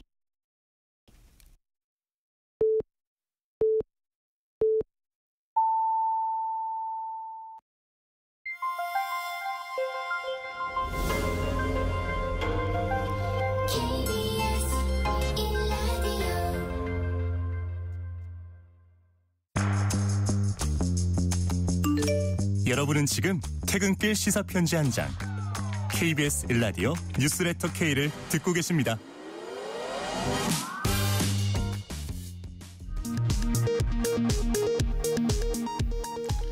이 시각 라디오 정보센터 뉴스입니다. 한미 정상회담이 오는 25일 개최될 가능성이 높은 가운데 양국이 세부 일정을 조율하고 있습니다. 이에 앞서 베트남 서열 1위인 당 서기장이 오는 10일 방한합니다. 어제 열린 법무부 사면심사위원회에서 조국 전 조국혁신당 대표를 사면 대상에 포함한 것으로 알려졌습니다. 사면권을 가진 이재명 대통령의 최종 결정만 남은 상황입니다. 국민의힘이 이춘석 의원의 주식 차명 거래 의혹이 빙산의 일각일 수 있다며 특검 수사와 국회의원 및 국정기획위원 차명재산 전수조사를 촉구했습니다. 민주당은 경찰 수사 결과에 따라 이 의원의 의원직 제명 가능성을 시사했습니다. 미국 통상정책을 총괄하는 제이미슨 그리어 미국 무역대표가 중국에 유리했던 세계무역기구 WTO 체제는 끝났다며 이제는 트럼프 라운드의 시작이라고 규정했습니다. 미국과 상호관세 합의 내용에 대한 이견을 해소하기 위해 미국을 방문한 아카자와 류세이 일본 경제재생상이 미국 측이 대통령령을 양국 간 합의 내용에 맞게 수정하기로 했다고 밝혔습니다. 지금까지 라디오 정보센터 뉴스 편유희였습니다.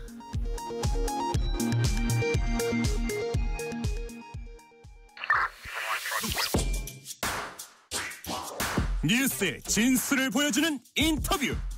뉴진수.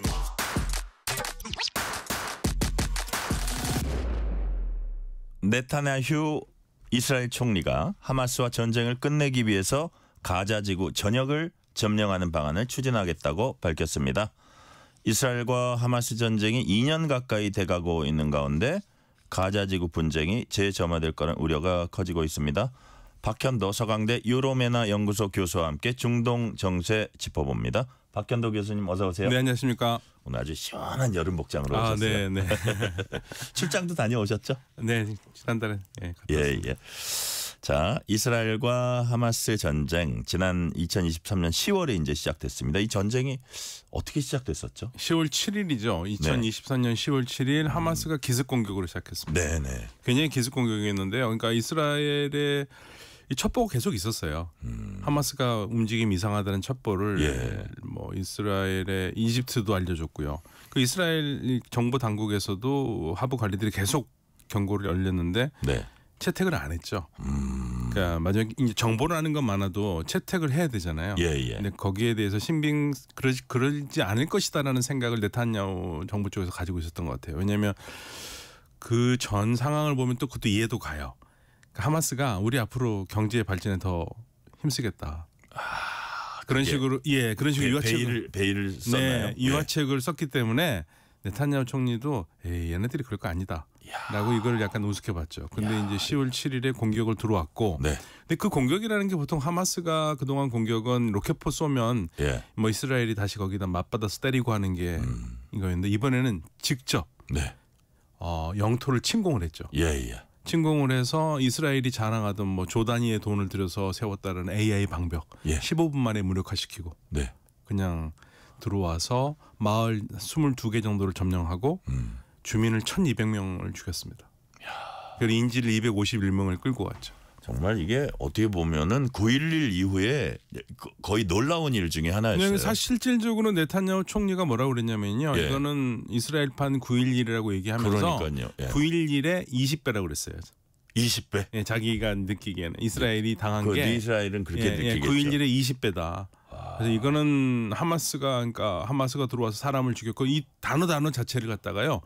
예를 들면 우리는 하마스가 사람을 죽이고 공격하고 뭐 강간하고 이런 식으로 얘기를 할 텐데 하마스가 사람을 죽이고 하마스가 홀로코스트 생존자를 잡아가고 하마스가 아이들을 죽이고 하마스가 여성을 성폭행했다 뭐 이런 식으로 단어를 정확하게 집어넣으면서 주어를 넣으면서 이렇게 그랬었죠. 그게 이제 2023년 10월 7일이고 그러면서 이제 전쟁이 시작돼서 지금까지 이어진 겁니다. 이야, 이게 막 지상군이 들어와 가지고 1,250명을 죽이고 250명을 납치해가지고 그렇죠. 이스라엘로서는 정말 상상할 수 없는 일을 그러니까 뭐 입장을 건데. 바꿔놓고 생각하면 충분히 그 감정을 이해하죠. 자, 근데 하마스가 왜 이렇게까지 공격을 했을까요? 이스라엘이 엄청나게 반격해 올 거를 알았는데 그걸로 이스라엘을 괴멸시킬 수 있다고 생각하진 않았을 거 아니에요.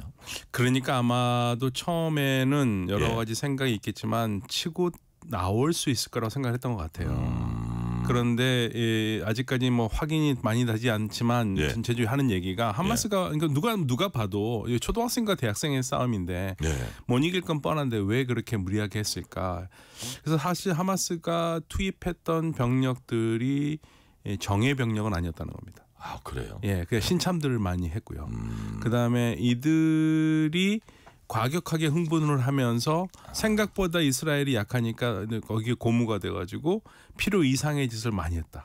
어느 정도 치고 빠지려 그랬는데 보니까 기습 공격이 이스라엘 속수무책 당하니까 조금 더 많이 하고 왔다. 신나게 하고 온 거죠. 신난 거죠.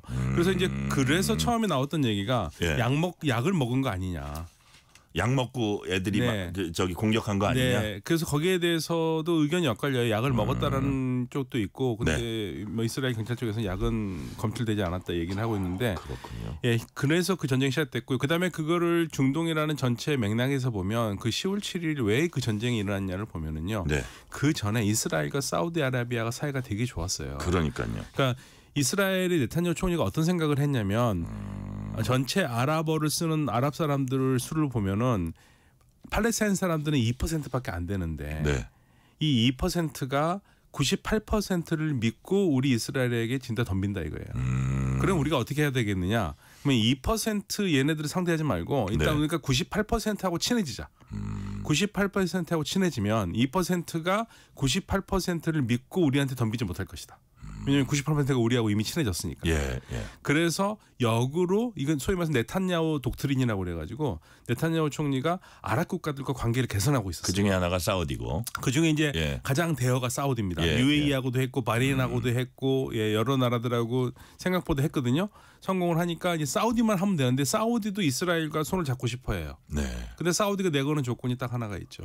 팔레스타인 문제 해결. 그런데 난제네요. 아니 근데 난제인데요. 많은 부분에서 사우디가 양보를 많이 했기 때문에 해결을 불가능한 이스라엘이 성의만 보이면 해결할 수도 있는 문제였어요. 그래요. 그렇게 되면은 이스라엘이 만약에 사우디와 해결을 하기 위해서 사우디와 국교를 맺기 위해서 해결을 하려면 누구하고 얘기를 하겠습니까? 당연히 요르단강 서안에 있는 파타 정권하고 얘기를 할 수밖에 없거든요. 하마스는 일단은 뭐 제껴놓은 거니까. 그러니까 하마스가 위기감을 느낀 겁니다. 그 상황들이 그 전쟁이 나기 9월 달에 아주 밀접하게 연결돼 있었어요. 뭐 역사적인 순간이 다가오고 있다고 얘기를 했고요. 뭐 사우디아라비아에서는 매일매일 이스라엘과 더 가까워지고 있다까지 얘기를 했어요. 그렇군요. 그런 상황에서 그러니까 안 되겠구나. 그럼 이스라엘과 사우디아라비아 손을 못 잡게 해야겠다.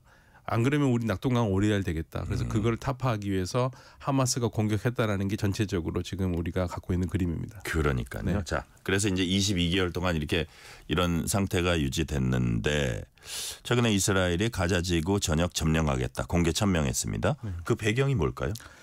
지금 일단 이스라엘이 처한 상태를 좀 봐야 되는데요. 예. 양측의 휴전 협상이 깨졌어요. 근데 휴전 협상이 깨졌는데 3월 달에도 깨졌거든요. 근데 3월 달보다 지금 깨진 게 더 안 좋은 게 일단 3월 달에 하마스가 제시한 조건에 없던 게 네. 이번 협상에 있었어요. 그게 뭐죠? 뭐냐면 하마스가 굉장히 무리한 조건을 했는데 예. 너네 이스라엘 니네들이 잡아간 우리 병사들 풀어주라. 근데 그 병사들이 이스라엘 내에 와서 사람을 죽이고 했던 병사들이거든요. 예. 그러니까 그걸 생각해 보세요. 이스라엘이 그 풀어줄 수가 없지 않습니까? 아니 사람들 죽이고 그 멀쩡한 사람들 많이 죽인 애들을 잡았는데 테러리스트를 잡았는데 걔네들 풀어준다? 그러면 이건 굉장히 받아들이기 조건이 어려운 조건이잖아요. 받아들이기도 그렇고 안 받아들이기 어려운 조건이잖아요. 결국은 깨졌습니다. 그리고 주변 국가들에서는 아랍 22개 국가들이 전부 다 팔레스타인 국가 건설을 얘기를 하고 있고요. 영국도 올 9월 달에 9월 유엔 총회에서 팔레스타인 국가를 승인하겠다 압박을 하고 있고요. 지금 영국을 비롯해 14개국이 지금 승인하겠다고 나오고 있고요. 아랍 국가들은 22개국이 역시 그 9월 달에 팔레스타인을 인정하는 걸로 가고 있거든요. 그러니까 이스라엘이 지금 굉장히 상황이 안 좋습니다. 위기감을 느낀 거예요. 위기감 느끼죠. 그거 하면 안 되죠. 이스라엘은 두 국가는 무슨 두 국가 해법이냐, 말도 안 되는 소리 하지 말아라. 이스라엘과 팔레스타인 두 국가 해법은 국제사회가 거의 모범 답안처럼 내놓는 팔레스타인 해결책이거든요. 이스라엘은 그건 싫거든요.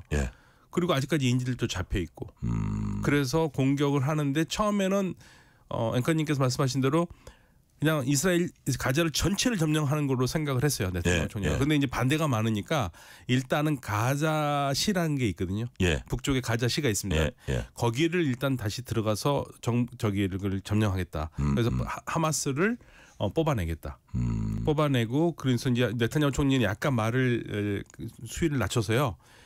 우리가 들어가는 거는 가자를 점령해서 통치를 하는 게 아니라 하마스를 끝내겠다. 섬멸하기 위해서다. 끝내고 우리는 거기를 우리가 뭐 이스라엘이 여기에서 그 사람들 통치하려는 게 아니다. 하마스 제거 목적이다. 그래서 이제 그 부분은 아랍 국가들과 맞닿는 부분이 있어요. 그래요. 아랍 국가들도 뭐라고 그러냐면요. 우리 9월 달에 유엔 총회에서 팔레스타인 국가를 세워야 되는데 하마스 니네 때문에 안 되니까 니네 지금 무기 다 내려놔. 그리고 더 이상 간섭하지 말고 내려놔. 이거는 사실은 이스라엘이 원하는 그림이기도 해요.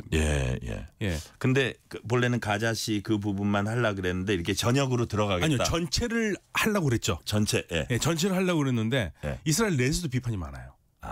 지금 무슨 전쟁을 또 하냐. 지금 우리 인질을 빨리 구출해야 되는데. 그래서 이제 가자시 정도로 해서 그 하마스를 섬멸하는 요 정도로 후퇴를 한 거예요. 일단은 그렇게 얘기를 하고 있어요. 네타냐후 총리는. 그리고 그 대신 거기에서 지금 그동안 공격 안 했던 지역이 인질이 잡혀 있을지 모르는 지역이 있거든요. 근데 그 지역까지도 건드는 것 같아요. 그런데 인질이 한 50명 잡혀 있는데 반 이상은 죽은 것 같고요. 생존 인질 한 20명 정도 되는 것 같습니다. 그래요. 그러니까 이제 하마스가 사실은 해서는 안 될 짓을 한 거거든요. 인질을 죽인 거네요. 어떻게 보면. 그렇죠. 아니면 뭐 거기 뭐 제대로 안 먹여가지고 죽였거나 뭐 어떻게 될지는 모르지만. 그러니까 이제 하마스가 계속 지금 최근에 그 인질 2명 이 영상을 봤어요. 저도 보여줬잖아요. 그런 식으로 지금 심리전을 하고 있는 건데. 근데 이제 우리가 짚고 넘어야 될 것은 내가 보기엔 네타냐후 꿈쩍도 안 할 것 같아요. 어때요? 꿈쩍도 안 합니다. 그러니까요. 그게 흔들릴 사람이었으면 진짜 흔들렸겠죠. 그러니까요. 그런데 이제 국민들은 아니죠. 난리가 났죠. 난리가 나서 지금 풀어내야지 지금 전쟁을 어떻게 또 하느냐. 그다음에 이스라엘의 문제는 우리처럼 상비군이 아니거든요.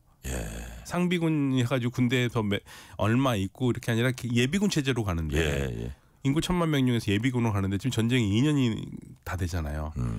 그러면 지금 만약에 앵커님하고 저하고 완전 이스라엘 상비군이라 그 예비군이라면 지금 하다가 방송하다가 지금 가야 되는 거거든요.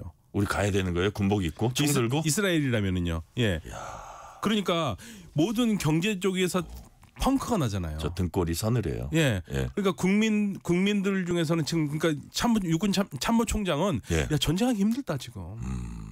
병력도 모자라고. 그래서 그렇게 그 네타냐후하고 참모총장하고 좀 입장이 네. 달랐던 거네요. 네, 그게 그것 때문에 그렇습니다. 근데 참모총장은 너무 현실을 잘 아니까. 그런데 현실을 보니까 이게 네. 지금 상비군으로 가는 것도 아니고 예비군으로 가는데 언제 또 병력을 계속 이걸 투입하느냐. 지금 이미 지쳐 있는데 피로감이 누적됐군요. 예. 근데 사실 재밌는 거는 이 참모총장이요. 먼저 네. 참모총장이 마을을 안 들어서 잘라서 새로 임명한 총장이거든요. 예. 근데 이 참모총장은 아주 정확하게 얘기를 하는 겁니다. 우리 군대 상황이 그렇지 않다. 전쟁하기 어렵다. 예. 그러니까 다른 방법을 하자고 계속 얘기를 하고 있는 거고, 그러다 보니까 네타냐후 총리가 처음 생각했던 것보다는 예. 약간은 축소를 했어요. 말도 좀 낮추고. 예, 네, 예. 그렇지만 아무튼 들어가는 거고, 그다음에 그동안에 네타냐후 총리가 한 행동을 보면 말은 그렇게 하지만 쉽게 끝날 전쟁은 아닙니다. 그래요. 지금 막 가자 지구 상황에 대해서 국제사회가 막 되게 우려하고 정말 열악하다 그러는데 어느 정도 열악한 거예요? 외교적 압력이 많이 들어옵니다. 그러니까 이스라엘 쪽에다 물건을 팔던 곳에 국방 예를 들면 무기에 관계된 부품 파는 나라들 있잖아요. 그거 못하게 그거 금지시키겠다. 그다음에 스페인 같은 경우에는 미국으로부터 무기를 갖고 올 때 스페인 항구를 통해서 이스라엘이 받아오거든요. 네. 항구 못 쓰게 하겠다. 예, 모두 지금 그리고 뭐 그리스 같은 경우에는 이스라엘 사람들이 그리스에 여행 많이 갑니다. 예. 이스라엘 사람 안 받겠다. 자기네 수익이 줄어드는데도 네, 안 하겠다. 국제사회가 지금 이스라엘에 화가 많이 나 있어요. 이스라엘도 그런 것도 좀 위기감을 느낄 텐데. 네. 자. 그리고 일본도 지금 그래요? 팔레스타인 국가 건설 논의하겠다고 그러지 않습니까? 일본도. 그래요? 네. 아까 뭐 영국도 그렇고. 네. 그러면 이스라엘이 이거 나 어떡하지 하는데 사실 관건은 이제 미국이에요. 미국입니다. 미국이 뭐라 그랬냐면 가자지구 완전 점령에 반대하지 않는다고 했다고. 이게 공식 발표 같지는 않고 미 언론 보도가 그런 보도가 나왔어요. 자, 근데 제가 이제 이 대목에서 교수님 좀 의구심이 드는 게 트럼프 대통령 막 진짜 자국 우선주의잖아요. 그래서 국제 분쟁에서 좀 빠지겠다. 방위비 너희가 알아서 해라. 거의 이거잖아요. 그리고 중동에 있어서도 약간 그런 스탠스였거든요. 근데 왜 가자지구를 비롯한 중동에서 발을 빼지 못하는 모습을 자꾸 보이는 이유가 뭘까요? 사실은 이 트럼프 대통령의 마가엔 절대 어울리지 않죠. 그러니까요. 마가의 핵심 지지자들이 그 지도층들이 뭐 배넌이라든지 이런 사람들 전부 다 하는 말이 아니 우리가 지금 전쟁 안 하기로 한 건데 왜 이스라엘이 끌려가느냐. 그러면서 이스라엘 막 욕하면서 트럼프 대통령을 비판을 했잖아요. 네. 그래서 이제 이게 하나의 그 미스터리인데 이제 이거는 어디까지 음모설일 수도 있습니다. 근데 최근에 이제 뭐 제가 어제 오늘 이제 확인한 건데요. 네. 온라인상에는 뭐가 돌아다니냐면 그 전부터 그런 얘기는 있었어요. 미국의 주요 정계 인사들이 약점이 잡혀 있다. 누구한테요? 그러니까 이스라엘 쪽에. 이스라엘 뭐 정보 모사드 쪽에. 모사드. 그 무서운 모사드한테. 네, 그래서 예를 들면 그게 이제 그 중에 나오는 게 앱스타인이라는 그 감옥에서 죽은 앱스타인이잖아요. 그 사람이 이제 모사드의 하나의 그 좋은 끈앞풀이었고, 근데 그 사람을 통해서 갖은 정보들이 많은데 그 중에 트럼프 대통령도 끼어 있다. 그래서 그거를 또 일론 머스크가 계속 얘기했잖아요. 트럼프 대통령도 앱스타인 파일에 있다.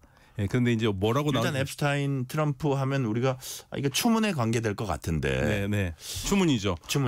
미성년자 뭐 여러 가지 관계가 있고 굉장히 심각하게 있다고 그러는데, 그런데 최근에 이제 월스트리트 저널에서 앱스타인과 트럼프 대통령이 생일 뭐 이렇게 카드 왔다 갔다 하고 사진 같이 찍은 걸 보여줬어요. 옛날 사진이요. 그런데 이제 그 SNS의 얘기를 들어보면은 그게 네타냐후 총리가 이스라엘 쪽에서 흘린 거다. 그러니까 우리 가자 들어갈 거니까 반대하지 마시오. 그 메시지를 준 거예요. 네, 그랬다라는 음모가 있습니다. 트럼프 지금. 엄청 젊던데. 저 그 사진 보니까 아주 옛날 사진이죠. 정말 내가 보기엔 30살 뭐 이 정도 맞습니다. 30대 초중반 상당히 젊었을 때인데요. 그래서 이제 그러니까 이게 도대체 이해가 안 가니까. 그러니까. 저도 이거 왜 이러지 그런 걸 계속 본 거예요. 그래서 이제 그 SNS 상에서는 그런 지금 아주 장문의 글과 굉장히 그럴싸한 글들이 주어가 누구냐면 이스라엘 정보 관리에 따르면 이런 식으로 나와요. 근데 맞는지 모르겠습니다만은 그러니까 이해가 안 가니까 마가에서는 이해가 안 가요. 이거 왜 미국이 이렇게 끼어드느냐. 그런데 이제 트럼프 대통령 쪽에서는 뭐 가타부타하지 않고 우리가 하는 거 아니니까 그런 거지 왜 그가 무슨 상관이 있냐 이렇게 얘기를 하고 있는 거고요. 그래요. 그래서 지금 교수님 말씀을 듣고 보니까 크게 구도로 보면 미국하고 이스라엘은 일단은 뭐 손을 잡고 있는 거 한 배를 탄 그런 모양새고 네. 나머지 국제사회 대부분은 좀 다른 입장이고 네, 이렇잖아요. 많이 다르죠. 그러니까 예를 들면은 캐나다가 예. 그 팔레스타인 국가를 인정하겠다고 그러니까 예, 예. 트럼프 대통령이 관세를 더 올려버렸지 않습니까? 그러니까 25에서 35%로 바로. 그러면 이게 어떻게 귀결될까요? 금방 끝날 문제가 그런데 같지는 지금 않지만. 팔레스타인 국가 건설을 찬성하는 예를 들어 영국의 총리의 발언들도 쭉 보면은요. 예. 핵심은 뭐냐면 나 진짜 그렇게 하고 싶은 마음은 없는데 너 자꾸만 가자 지역에 인도적인 지원도 막고 사람들 굶어 죽고 이게 뭐냐. 뭐 그냥 민간인 폭격해가지고 네. 민간인까지 죽이고. 예. 예. 그러니까 총리 당신 계속 그러면 그럼 우리는 팔레스타인 국가 인정하겠다. 그런 뉘앙스인가요? 예, 그런 뉘앙스가 큽니다. 그러니까 만약에 네타냐후 총리가 지금이라도 가자 지역에 인도적인 지원을 다시 활발하게 하고 정상적으로 음식도 가게 하고 한다면 네. 어느 정도 수위가 낮아질 수는 있는데요. 전체적으로 쭉 읽어보면 핵심은 그거예요. 이스라엘 너무 심하다. 너무 심하다. 너무 심하다. 인도적 지원하는 건 너무 심하다. 예, 그래서 지금 계속적으로 이스라엘이 그렇게 나가면은 9월 달에는 글쎄요 유엔총회에서 팔레스타인 국가 건설의 두 국가 해법이 나올 텐데 근데 이제 그게 많은 나라가 인정한다 하더라도 안보리를 통과 못 하겠죠. 미국이 미국이 버티고 네. 있으니까. 네. 그런데 이제 우리는 고민이에요. 우리도 결정해야 돼요. 우리가 결정을 해야 되네요. 그럼요. 일본도 지금 논의하고 있지 않습니까? 그러니까 하겠다고. 전체적인 국제사회 여론은 어쨌든 미국, 이스라엘 그쪽과 다른데 네. 야 미국이 저러니까 우리 또 어떻게 해야 되나 이 고민을 안 할 수가 없네요. 안 할 수가 없죠. 왜냐하면 그전처럼 미국이 국제사회 룰을 지키는 나라가 아니니까. 그러니까요. 네, 트럼프 대통령 마음대로니까. 그렇죠. 그래서 우리가 사실은 우리도 지금 발등에 불이 떨어진 겁니다. 그러니까요. 네. 난 남의 일이 아니었군요. 전 네네. 되게 먼 일인 줄 아닙니다. 먼 일 아닙니다. 자, 그쪽 이제 중동 지역 주변국들 동향도 관심입니다. 전쟁 당사자인 이스라엘 하마스 이제 제외하고요. 뭐 이란이라든지 사우디라든지 카타르 또 뭐 예를 들어서 헤즈볼라 같은 무장 정파들까지 입장이 다 다를 것 다르죠. 같아요. 그 중동에 있는 그 국가들이나 무장 정파나 입장은 어떻게 되고 있어요? 그러니까 이제 아랍 국가들은 22개국이거든요. 팔레스타인까지 포함해서요. 예. 22개국에서는 확실하게 팔레스타인 국가 건설에 대해서 밀고 나가겠다라는 얘기를 하고 있고요. 9월 총회에서. 이란도 다 그렇게 하고 싶죠. 이란도 그렇고. 근데 이제 문제는 뭐냐면 이란이 그동안 지원해왔던 헤즈볼라 같은 경우에는 지금 굉장히 심각한 문제가 있습니다. 헤즈볼라가 국가 안의 국가잖아요. 네네. 다 아시다시피. 예. 그러니까 이들은 그 가자 지역에 일단은 휴전이 제일 중요하죠. 휴전이 중요하고 그런데 지금 헤즈볼라는 거기에 지금 신경을 쓸 수가 없는 게 레바논 정부가 헤즈볼라에게 최후 통첩을 했어요. 12월 말까지 무기 다 내려놔라. 지금 전부 다들 이란이 후원했던 세력들이 무기를 다 내려놔야 되는 상황에 나 있습니다. 헤즈볼라는 레바논의 정부가 무기 내려놔라. 그리고 하마스도 아랍 국가들이 무기 내려놔라. 예. 그렇게 되면은 만약에 아주 그림이 아랍 국가들이 원하게 생긴다면 헤즈볼라가 무력화가 되고 하마스가 무력화가 되면 평화가 온다고 생각하고 있죠. 아랍 국가들은. 지금 이란은 어떤 상황이에요? 이란은 당연히 반대죠. 이란은 당연히 반대입니다. 헤즈볼라 무장 해제 반대죠. 그렇죠. 이란은 다른 건 다 없애도요. 이란이 제일 살리고 싶은 건 헤즈볼라입니다. 그렇죠. 그렇기 때문에 헤즈볼라가 관건이 될 거고. 근데 이란 되게 입지는 약화돼 있잖아요. 입지는 약화돼 있지만 포기를 하지는 않습니다. 그렇죠. 네, 포기는 하지 않는 거고요. 네. 절대 포기하지도 못할 거고요. 현 정부에서는. 만약에 이란이 완전히 정부 체제가 바뀌고 바뀐다면 몰라도 현재 이란 정부 권력 체제에서는 헤즈볼라를 포기한다라는 것은 79년부터 끈끈이 이어온 혁명의 정신을 포기한 거로 생각하기 때문에 이게 쉽지 절대 않습니다. 포기할 수 없다 그거는. 예, 절대 포기할 수 없다. 근데 국민들은 어느 정도 그좀 지원하지 않길 바래요. 그래요. 예. 사실 이란 국민들도 그 내재적으로는 엄청나게 변화를 바랄 것 같아요. 예, 그러니까 그런 거죠. 아니 좋긴 한데 불쌍한 사람 도와주는 건 좋은데 진짜 우리가 배고프다. 그렇죠. 그 돈 좀 우리한테 써라. 교수님이 말씀하셨던가요? 그 이란 여성들의 대학원 뭐라 그럴까요? 나온 비율이 그렇게 높대요. 예. 그러니까 중동 지역의 특징이요. 예. 중동 이란뿐만 아니라 중동 지역의 특징이 뭐냐면 우리 여학생들이 별로 많지 않은 과가 있잖아요. 그 스템이라고 그러거든요. 사이언스, 테크놀로지, 엔지니어링, 매스매틱스. 그러니까 수학과는 그래도 여성들이 꽤 있는데 우리 공과 대학은 별로 없잖아요. 그렇죠. 이게 중동 국가들에서 한 50% 됩니다. 여성 비율이. 대단해요. 네, 대단합니다. 그런데 여러 가지 제약을 받고 있으니까 그 속에 어떤 생각을 하고 있겠냐 이거죠. 저는 항상 그런 게 보이더라고요. 그래서 이제 이란에서는 사실 이란 상황이 너무 어려우니까 똑똑하고 젊은 친구들이 전부 다 외국에 나오고 싶어요. 그래요. 한국에도 이란 여성들이 많이 있는데 공통적으로 돌아가고 싶지 않아 합니다. 그래요. 한국 너무 살기 좋다. 네, 좋죠. 여성도 존중해주고. 네, 한국에서 살고 싶어 하죠. 많은 사람들이. 자. 이번 전쟁으로 이스라엘과 사우디 국교 정상화 협상도 일단은 중단돼 있는 상태입니다. 미국은 중동 질서 재편할 아브라함 협정에 사우디 등 아랍 국가 포함시키려고 이제 노력하고 있다고 하는데 교수님이 아브라함 협정이라는 게 어떤 의미가 그러니까 아브라함이요. 아브라함이 그 유대교, 그리스도교, 이슬람교에서 다 중요하게 생각하는 신앙의 선조거든요. 이게 아브라함에서 이 세 종교가 다 나왔다고 믿어요. 그러니까 협정의 이름이 그래서 아브라함 협정입니다. 네, 아랍어로는 이브라힘이고요. 우리는 보통 아브라함을 알고 있죠. 아브라함, 이브라힘. 그래서 우리는 우리가 종교가 뭐 이슬람교 우리가 좀 다르게 하는 것 같지만 사실 우리는 같지 않느냐. 우리 선조가 아브라함. 그래서 아브라함 협정을 했고 그걸 이제 바레인과 아랍에미레이트 가 이스라엘과 백악관에서 손을 잡았죠. 트럼프 일기 때. 거기에 이제 한 나라만 더 들어오면 돼요. 가장 중요한 나라 사우디아라비아. 그렇군요. 그래서 사우디아라비아와 궁극적으로는 협정을 할 수 있을 것 같은데 지금 현재는 사우디아라비아도 팔레스타인 문제를 해결하기 전에는 못합니다. 그러니까요. 그러니까 우리가 그런 얘기 하잖아요. 정치 지도자, 국가를 생각하는 지도자는 차갑게 머리로 생각을 하는데 국민들은 머리로 생각하지 않습니다. 일단 가슴이 생각하죠. 뜨거워요. 그러니까 계산을 튕겨 보면은 이스라엘과 손잡는 게 국가적으로 이득일 거라고 생각을 할 수 있겠지만 국민들은 뭔 소리냐. 아무리 이득이 있어지고 저렇게 사람을 저렇게 민간인을 저렇게 죽이는데 우리 우리 나하고 같이 아랍어를 쓰는 사람들 저렇게 괴롭히는데 내 형제들인데. 그걸 다투고 이스라엘과 손을 잡아. 그러니까 그래서 사우디아라비아가 한 발도 못 뛰는 겁니다. 그러니까 머리와 심장. 국민들은 심장이 먼저다. 그리고 국왕이 얘기를 했습니다.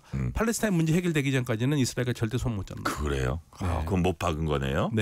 자, 마지막 질문으로 가기 전에 교수님께 하나 여쭤볼게요. 만약에 이 이스라엘 하마스 전쟁이 장기화되고 이랬을 때 그 미치는 글로벌 에너지라든지 글로벌 경제 이 악영향이 만만치 않죠. 근데 생각보다요. 그래요? 생각보다 팔레스타인 문제가 세계에 굉장히 미치는 영향은 그렇게 크지는 않습니다. 그렇군요. 만약에 100으로 논다면 한 10% 정도? 그런데 이제 그 10%도 어디서 많이 되겠냐면 예멘 후티 방문이지 않습니까?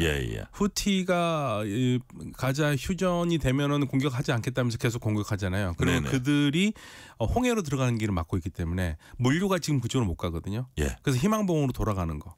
이게 이제 물류비가 올라가는 그게 많이 가장 큰 거고요. 그래서 안타깝지만 이란과의 분쟁하고는 그거는 차원이 다르네요. 그렇죠. 이란과의 분쟁은 사실은 호르무즈 해협 때문에. 그러니까요. 우리 석유 수입의 70% 중에 99%가 호르무즈 해협으로 통과하고 있고 전 세계 경제를 좌지우지하니까요.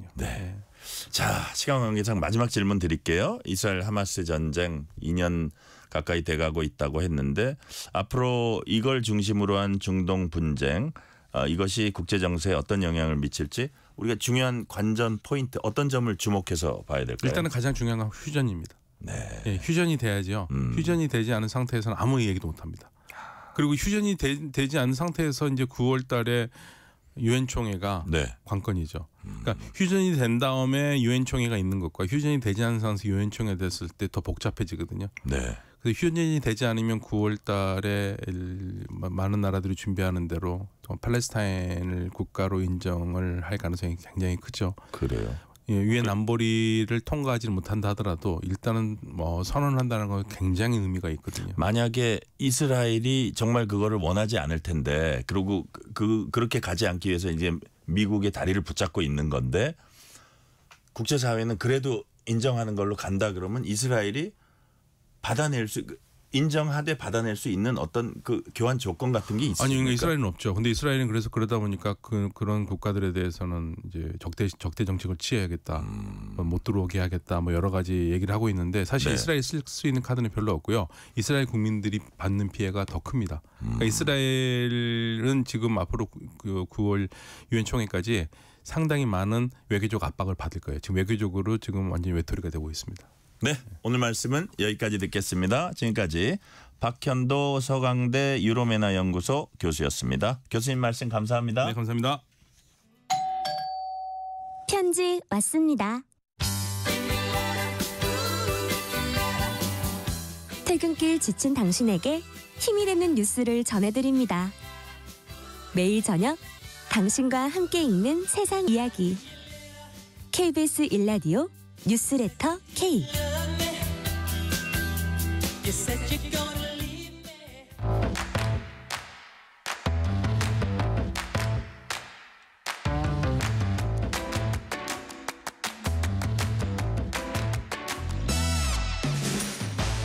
오늘 가장 뜨거운 뉴스, 화제 소식 쏙쏙 골라서 전해드립니다. 뉴스레터 브리핑. 오늘은 한국일보 김도형 기자 나오셨습니다. 김도형 기자님 어서 오세요. 안녕하세요.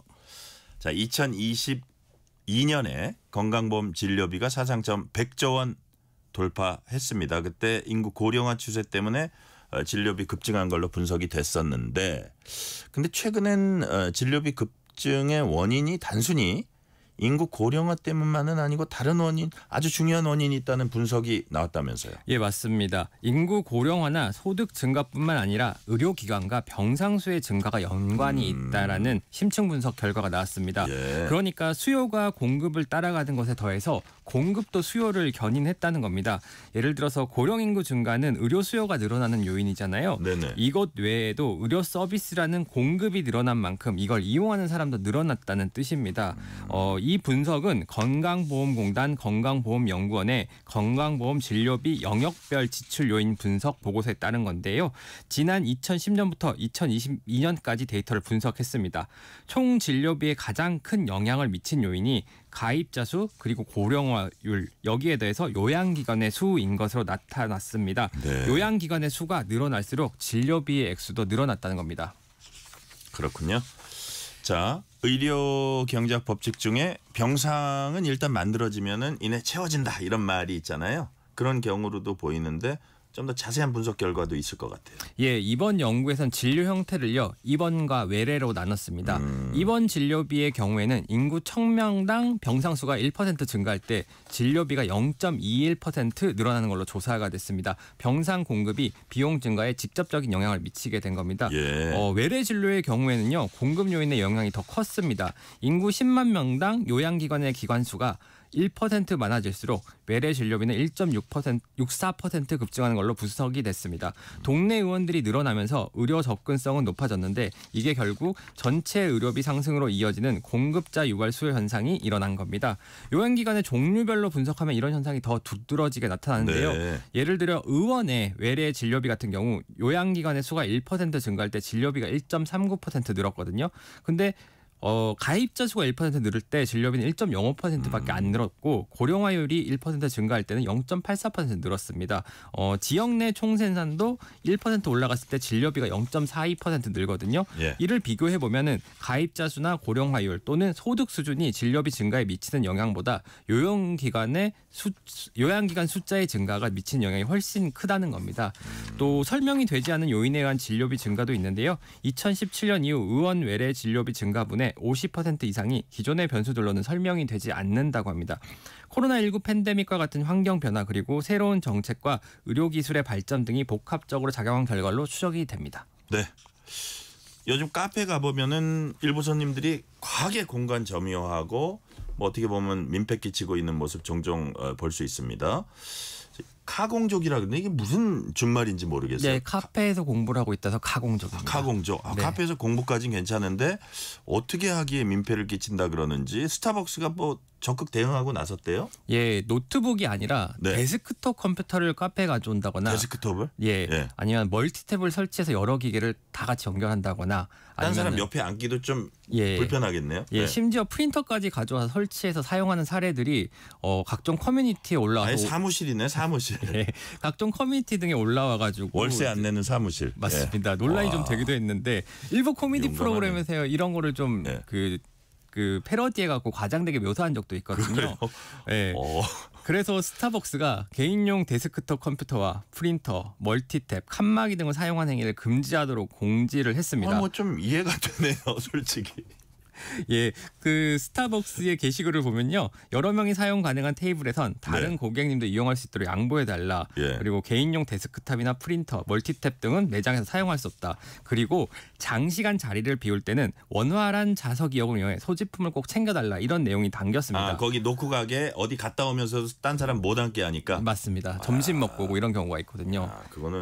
그거는 저기 그 사업하는 입장에서는 받아들일 수 없죠, 사실은. 예, 사실 스타벅스 같은 대형 커피 체인점 외에도 개인 사업자들이 하는 작은 카페에서 이런 문제들이 발생을 하고 있거든요. 그래서 자영업자 커뮤니티에 이런 걸 토로하는 글들이 많이 올라오고 있습니다. 그래요. 손님이다 보니 뭐 직접적으로 나가달라고 얘기도 못하고 답답함을 토로하는 경우가 또 있는데 그런 사람들이 또 단골 손님일 거예요. 네, 맞습니다. 이게 참 어렵네. 예, 그래서 이번에 스타벅스가 나선 걸 계기로 민폐 카공족 문화가 사라졌으면 좋겠다는 반응들이 많았습니다. 온라인에는 스타벅스 나서 그걸로 민폐 카공족 문화 사라졌으면 좋겠다 이런 글들이 올라온다는 얘기고요. 자, 주제를 바꿔볼게요. 자동차 보험료 왜 이렇게 자꾸 오르는지, 그리고 내 차는 연식이 먹어가는데 왜 작년하고 똑같거나 더 오르는지, 이게 되게 불만인 분들 많을 텐데, 근데 보험료 인상에 큰 영향 끼치는 게 바로 보험 사기다. 이런 조사 결과가 나왔어요. 예, 보험 사기에 따른 보험료의 부담액이 차 한 대당 22,000원 정도 되는 것으로 분석이 됐습니다. 그래요. 하나은행 하나금융연구소가 나의 보험료 상승의 주범인 보험 사기라는 보고서를 냈는데요. 지난해 자동차 보험 사기 적발 금액이 무려 5,704억 원이라고 합니다. 국내 자동차 보험료가 20조 7천억 원 정도 되는데 약 2.8% 수준입니다. 문제는 이 보험 사기 적발 금액이 차지하는 비중이 점차적으로 늘어나고 있다는 겁니다. 2020년에 2.0%였는데 2021년 2.1%, 그리고 22년 2.3%, 23년에는 2.6% 등 해마다 증가하는 게 눈에 띄고 있습니다. 보험 사기가 증가하면 위험 담보에 대한 보험사의 지출액이 예상보다 커지게 되잖아요. 이 때문에 보험료를 상향 조정하는 결과로 이어집니다. 모두가 아시다시피 보험은 모두가 돈을 내고 사고가 발생하면 그 돈으로 지급을 하는 구조이니까. 그러니까요. 보험 사기로 지급된 보험금은 결국 전체 계약자의 보험료로 충당할 수밖에 없는 겁니다. 아니, 우리처럼 선량한 그 계약자는 그냥 그거 다 내주는 거네요. 맞습니다. 보험 사기 아니 뭐 사고 난 거를 나누는 거는 나도 사고가 날 수 있으니까 그건 이해가 되는데, 보험 사기된 금액까지 그 엄청난 금액을 그 계약자 n분의 1로 나눈 것까지 내가 낸다?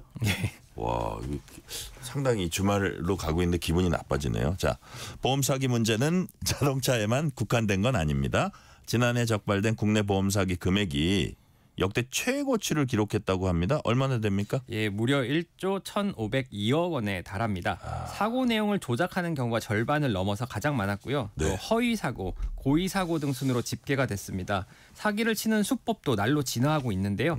최근에는 병원과 연계해서 실손보험금을 편취하는 조직화된 사기 형태도 나타나고 있습니다. 또 인공지능과 딥페이크 기술 등이 발달을 하면서 CCTV 영상을 위조하거나 존재하지 않는 사고를 꾸미는 경우도 있다고 합니다. 적발이 돼도 처벌이 약한데요. 일반 사기 범죄 같은 경우에는 유기징역 선고 비중이 지난해 59.3%였거든요. 그렇지만 보험 사기의 경우 유기징역의 비중이 20.2%로 절반에도 못 미친다고 합니다. 그래요? 보고서는 증가하는 보험 사기에 대응하기 위해서 컨트롤 타워를 구축할 필요가 있다고 제안을 했습니다. 저 외치고 싶어요. 정직하게 삽시다. 자기가 노력해서 살아야지. 이번엔 실손보험 소식입니다. 오는 10월부터 휴대전화 앱을 통해서 간편하게 보험금 청구할 수 있는 실손보험 청구 전산화가 시작이 된다고 해요. 근데 연계된 병의원이 턱없이 부족하다. 이건 무슨 얘기예요? 예, 실손 24라는 앱인데요. 전국 시행이 2달 정도 남은 셈인데 연계된 병원과 의원이 전체의 7%에 불과하다고 합니다. 주요 참여 대상인 의원과 약국으로 범위를 좁히면 참여율이 전체 2.2% 수준밖에 안 됩니다. 네. 상당수 소비자들이 보험금을 청구하는 과정이 복잡해서 소액 청구는 포기하는 경우가 있는데 이 앱을 이용하게 되면 바로 청구가 가능하거든요. 병원으로서도 불필요한 서류 발급을 줄여서 원문과의 업무 부담을 줄일 수 있고 서류 비용도 줄어들게 되는 효과가 있습니다. 네. 그렇다면 참여율이 이렇게 저조한 이유가 있을 것 같아요. 예, 실손보험 청구를 전산화하는 과정에서 본인들의 비급여 수가 정보가 외부에 공개되는 것을 걱정하기 때문이라는 분석이 나옵니다. 현재로선 법적으로 실손24 참여를 강제할 근거가 없습니다. 이 때문에 금융당국은 적극적인 참여를 유도하기 위해서 참여 인증 포스터를 배부하고 지도 앱에도 연계 기관임을 표시하게 하도록 할 방침입니다. 실손24와 연계된 병의원에 환자들이 많이 모이게 되면 자연스럽게 연계할 필요성을 느끼게 되고 참여율이 높아질 것이라는 관측입니다. 네, 마지막 질문 드릴게요. 앵무새 얘기입니다. 영국의 한 앵무새가 마약 조직을 일망타진하는데 결정적 역할을 했다. 이거 무슨 얘기예요? 예, 마약범 아담 가넷이라는 마약범을 수사하던 영국 경찰이 자택을 급습했는데요. 헤로인과 코카인 등 마약을 대거 발견했습니다. 여기에 그치지 않고 휴대폰도 압수를 했는데 가넷의 여자친구인 셰넌 힐튼이 키우는 애완용 앵무새 망고가 돈 뭉치를 갖고 노는 영상이 있었던 거예요. 수사를 당연히 힐튼까지 확대를 했는데 힐튼이 이 망고에게 2개의 25 그러니까 2 for 25라고 말을 가르치고 망고가 이를 따라하는 영상이 파악이 됐거든요. 2개의 25는 마약 거래할 때 쓰는 말로 소형 코카인 2봉지에 25파운드라는 뜻이라고 합니다. 영국 경찰은 이를 근거로 해서 두 사람을 포함해서 마약 조직 15명을 일망타진을 했습니다. 가넷은 징역 19년 6월을 힐튼에겐 12년형 등이 선고가 됐고요. 두 사람을 포함해 마약 조직원 15명에게 도합 103년의 중형이 내려졌습니다. 야, 앵무새가 마약 가격을 진술했군요. 예, 오늘까지 여기까지 말씀 듣겠습니다. 지금까지 한국일보 김도형 기자였습니다. 김 기자, 행복한 주말 되세요. 감사합니다.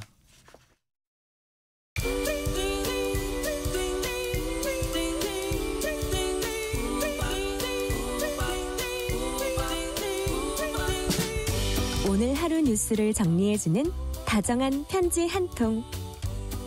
KBS 일라디오 뉴스레터 K.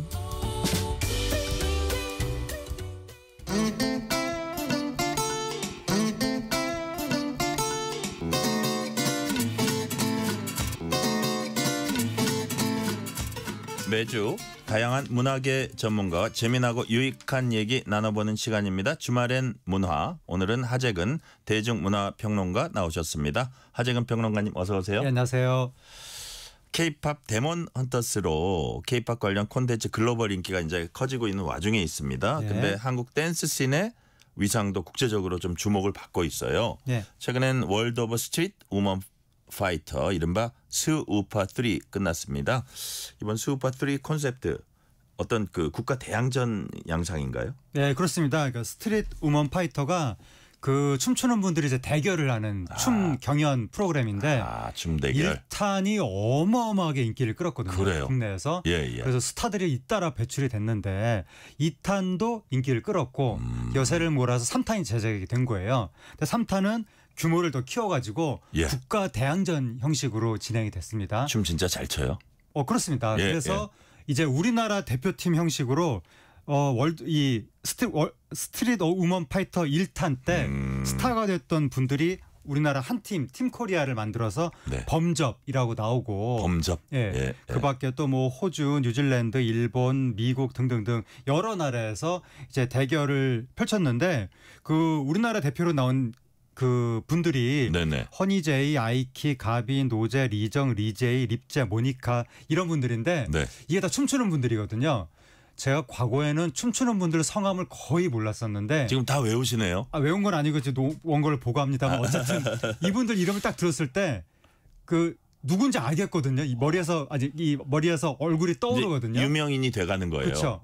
저는 이제 아저씨라서 이 얼굴이 조금만 떠오르지만 요즘 젊은 사람들은 이분들에 대해서 굉장히 잘합니다. 그래서 이제는 춤추는 분들이 스타가 된 그런 시대를 이 스트리트 우먼 파이터라는 프로그램 시리즈가 만들었다. 이렇게 얘기할 수 있겠죠. 강호의 고수들이 이제 스타로 부상하고 있다. 네. 자, 수우파 시즌 1 인기 대단하다고 말씀하셨었는데 이번에도 그 열기나 흥행을 이어갈 수 있을 거라고 보세요. 이번에 끝났는데 앞으로도 못 이어갔습니다. 이번엔 좀 안 그랬어요? 1탄이 난리가 났었는데 1탄에 비해서 좀 많이 이제 3탄이 마지막 회가 시청률이 0.7%가 나왔거든요. 1탄은 많이 나왔었나 보죠. 수치는 제가 기억을 못하지만 어쨌든 근데 1%를 넘지 못했다는 점에서 물론 엄청 낮다고 해도 막 10% 넘고 그 정도는 아닌데 원래 이제 이런 젊은 사람들이 좋아하는 프로그램이 시청률이 기본적으로 낮습니다. 굉장히. 그래도 어쨌든 1%를 못 넘었다는 점이 좀 안타까운 지점인데 하지만 이제 그 관리 이 프로그램이 OTT로도 나왔거든요. 국내 OTT에서 그 중계를 했을 때 실시간 시청 점유율이 93.3%. 진짜요? 마지막 회 시청 점유율이. 그럼 그 실패했다고 하기에는 실패 안 했죠. 그러니까 기대 1탄이 나오는 1탄이 너무 대단했었어. 하지만 이 3탄도 2049 시청률 8회 연속 동시간대 1위.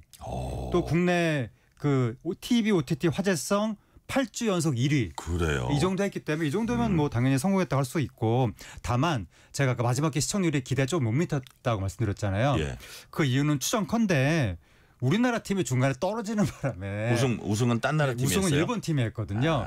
그게 좀 영향을 미치지 않았을까. 그렇겠네요. 근데 우리나라 팀이 조금 사람들이 실망했다라고 했는데 그 이유를 제가 생각을 해보면 그 아까 제가 스트리트 뭐 파이터 1탄의 그 스타들이 이번에 한국 대표팀으로 나왔다고 말씀드렸잖아요. 그래서 아마 제작진은 시청률과 화제성을 생각해서 스타들을 섭외했을 텐데 제가 생각했을 때 스타들은 이런 경연 프로그램에 올인하기에는 이미 너무 바쁘다. 그렇구나. 이분들은 많이 연예인 스타가 됐거든요. 여기저기 불러주는 데가 많아요. 지금 바쁜 분들이에요, 굉장히. 그래서 이분들 지금 예능에도 막 나오고 이렇기 때문에 이 경연 하나를 위해서 막 내가 막 칼을 갈고 하기에는 좀 어려운 상황 아니었나. 그렇다 보니까 조금 주춤하는 모습으로 인해서 시청률은 좀 막판에 떨어질 수 있겠으나 화제성은 매우 높게 나왔습니다. 그래요. 앞으로 이제 수우파 3까지 했으니까 4, 5까지 계속 될 것 같고 자, 수우파와 캐대언의 공통점 하나 있다고 합니다. 이게 우리 전통 의상 갓을 이용한 춤이라고 해요? 갓이 나왔는데 우리나라 갓이 서양인들한테 굉장히 멋있게 보이나 봅니다. 그래요? 상당히 화제가 됐었는데 과거에 그 좀비 나오는 드라마 킹덤 조선시대 좀비 사극 그거 보고 이제 서양 사람들이 저 모자 뭐냐 한국 모자는 왜 이렇게 멋있냐 막 이러면서 그 갓이라든가 뭐 철릭 뭐 이런 것들이 서구에서 화제가 됐었거든요.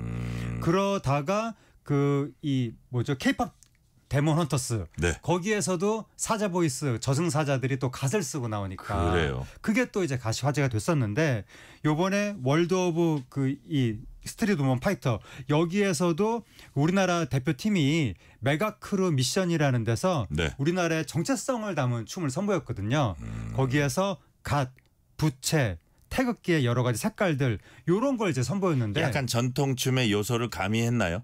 예를 들어서 뭐 전통적인 이제 코드가 들어간 거죠. 그렇겠죠. 그래서 사람들이 야 이거 대단하다라고 하면서 이게 유튜브 조회수가 1,560만 회가 올라갔거든요. 그러니까 엄청나게 화제가 됐고 이 수우파 시즌 3탄의 그 이 유튜브 조회수의 한 40% 가까이가 뭐 외국에서 클릭된 거라는 얘기도 있는데 그 정도로 뭐 한국을 알리는 효과도 굉장히 크게 나타났던 것 같습니다. 그렇겠네요.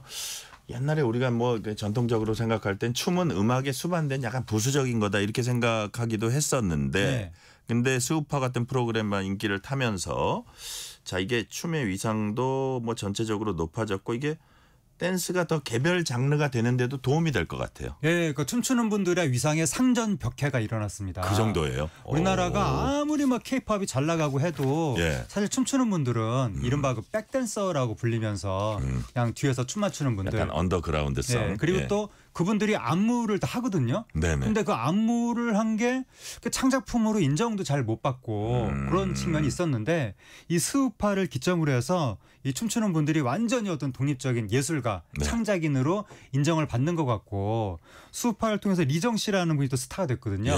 이분이 지금은 또 국제적인 안무가가 돼서 이번에 K-팝 데모노터스의 특정 곡의 안무를 또 리정 씨가 맡아서 하기도 했고 그래서 우리나라 춤추는 분들이 이제 국제적인 안무가로 세계로 뻗어나가는 춤의 한류 이런 것까지 만들게 된 거예요. 네. 그래서 많은 또 청소년들이 또 나도 댄서가 되겠다 이런 꿈을 갖게 되고 그래서 수우파 이후에 우리나라 댄스 교육 시장도 폭발적으로 성장했다고 합니다. 네, 그렇군요. 자, 기대를 더 해보고요. 자, 주제를 바꿔볼게요. 대중문화 영역에서 인공지능 AI가 어디까지 왔는지 좀 살펴볼게요. 최근에 워싱턴 포스트가 이런 경고를 했습니다. 음악 시장에서 AI가 인간의 영역을 대거 침범할 것이다. 침범이라는 용어를 쓰긴 했는데 구체적으로 어떤 내용입니까? 예, 이제 올 것이 왔는데요. 지난번에 그 이세돌 씨하고 저기 바둑, 바둑 알파고인가, 그 인공지능 바둑 할 때 알파고가 엄청나게 빠른 속도로 머신 러닝을 한다고 모든 기보를 다 학습한다고 당시에 얘기가 나왔었거든요. 네네. 그때 그걸 접하면서 제가 아유 이제 금방 작곡하겠구나라고 생각을 했었는데. 그러시군요. 네, 왜냐하면 사람이 좋아하는 이 선율이 패턴이 정해져 있거든요. 인간이 아무 소리나 막 다 좋아하지 않거든요. 그 패턴이 정해져 있는데 역사상 모든 히트곡들을 인공지능이 다 머신러닝 해버리면 얼마든지 그 응용할 수 있지 않겠느냐라고 생각을 했는데 이게 현실화되고 있습니다.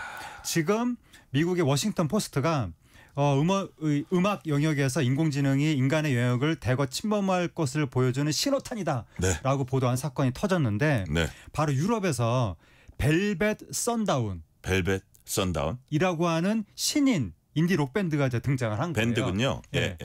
등장을 딱 했는데 밴드라고 주장을 하면서 실제로 본 사람은 없습니다. 자기들이 록 밴드라고 주장하면서 등장을 한 거예요. 여기서 데뷔 앨범을 냈고 거기 수록곡이 더스트 온 더 윈드 이런 노래가 있거든요. 더스트 온 더 윈드. 인 더 윈드가 아니고 많이 들어본 것 같죠. 온 더 윈드. 근데 이게 세계 최대 음원 플랫폼인 스포티파이에서 이제 두각을 나타내면서 한 달 만에 막 월간 청취자 수 110만 명 돌파. 와, 그래요? 영국, 노르웨이, 스웨덴 스포티파이 바이럴 50 차트 1위 이렇게 된 거예요. 근데 이게 정말 놀라운 게 뭐냐면 이게 어떤 팀이 가수로 데뷔를 한들 다른 사람들이 알 수가 없거든요. 누가 데뷔를 했는지 어떻게 알겠습니까? 그러니까 그걸 알리려면 마케팅을 해야 되는데 마케팅은 대형 회사들이 엄청난 자본을 쏟아부어서 하는 거거든요. 그래서 인디 록 밴드가 데뷔해서 한 달 만에 외국까지 알려진다? 이거 불가능한 겁니다. 불가능이 지금 가능해지고 있는 거예요? 이 팀은 활동도 안 했거든요. 이게 뭐냐. 그래서 이 사람들이 막 궁금해하고 이 팀은 뭐냐 화제가 됐었습니다. 그렇군요. 자, 성적 좋았다면 그만큼 음악도 좋았다? 음악은 어떻게 평가하세요? 음악이 뭔가 디지털 디톡스, 아날로그를 느끼게 하는 그러한 그 포크와 락 음악이 섞인 올드 포크락 같은 느낌. 70년대 푸근한 락 같은 느낌. 이런 게 딱 나온 거예요. 진공관으로 들으면 좋을 것 같은 사운드로. 그래서 많은 분들이 역시 아날로그야 이러면서 이 노래에 이렇게 힐링의 느낌을 받지 않았었을까. 그런데 이제 일각에서는 이거 인공지능 아니냐 이런 의혹이 제기가 된 겁니다. 왜냐하면 이 벨벳 선다운이라는 이름 자체가 벨벳 언더그라운드에서 따온 거 아닌가? 이렇게 된 거예요. 또 노래 제목이 더스트 루리드 얘기하시는 거죠? 네, 루리드가 속했던 그 팀이요. 또 노래도 더스트 온 더 윈드니까 이거 더스트 인 더 윈드에서 따온 거 아닌가? 이렇게 된 거예요. 팀명 이름은 또 CCR 멤버들 이름이랑 비슷했다고 합니다. 그렇다 보니까 또 멤버들이 나오지도 않아요. 활동을 안 해요. 록밴드면 공연을 해야 되는데 얼굴 없는 록밴드? 아무도 공연을 안 하는 거예요. 멤버 한 명도. 그리고 또 이들이 사진을 막 내놨는데 사진에서 인공지능 특유의 오류들이 발견이 되는 거예요. 그래서 미국 네티즌들이 그 네티즌 수사대가 출동해서 막 이런 걸 막 조사를 하면서 수사대 수사 결과 인공지능이다라고 하니까 이 밴드가 강하게 부정했거든요. 그러다 결국 인정해서 이 밴드 자체 노래를 만든 것도 부른 것도 사진도 인터뷰도 지금까지 관계된 모든 것이 몽땅 다 인공지능 제작이었다는데 어쨌든 그거를 이렇게 조작하고 조종하는 사람은 있겠죠. 누군가는 했겠죠. 사람이.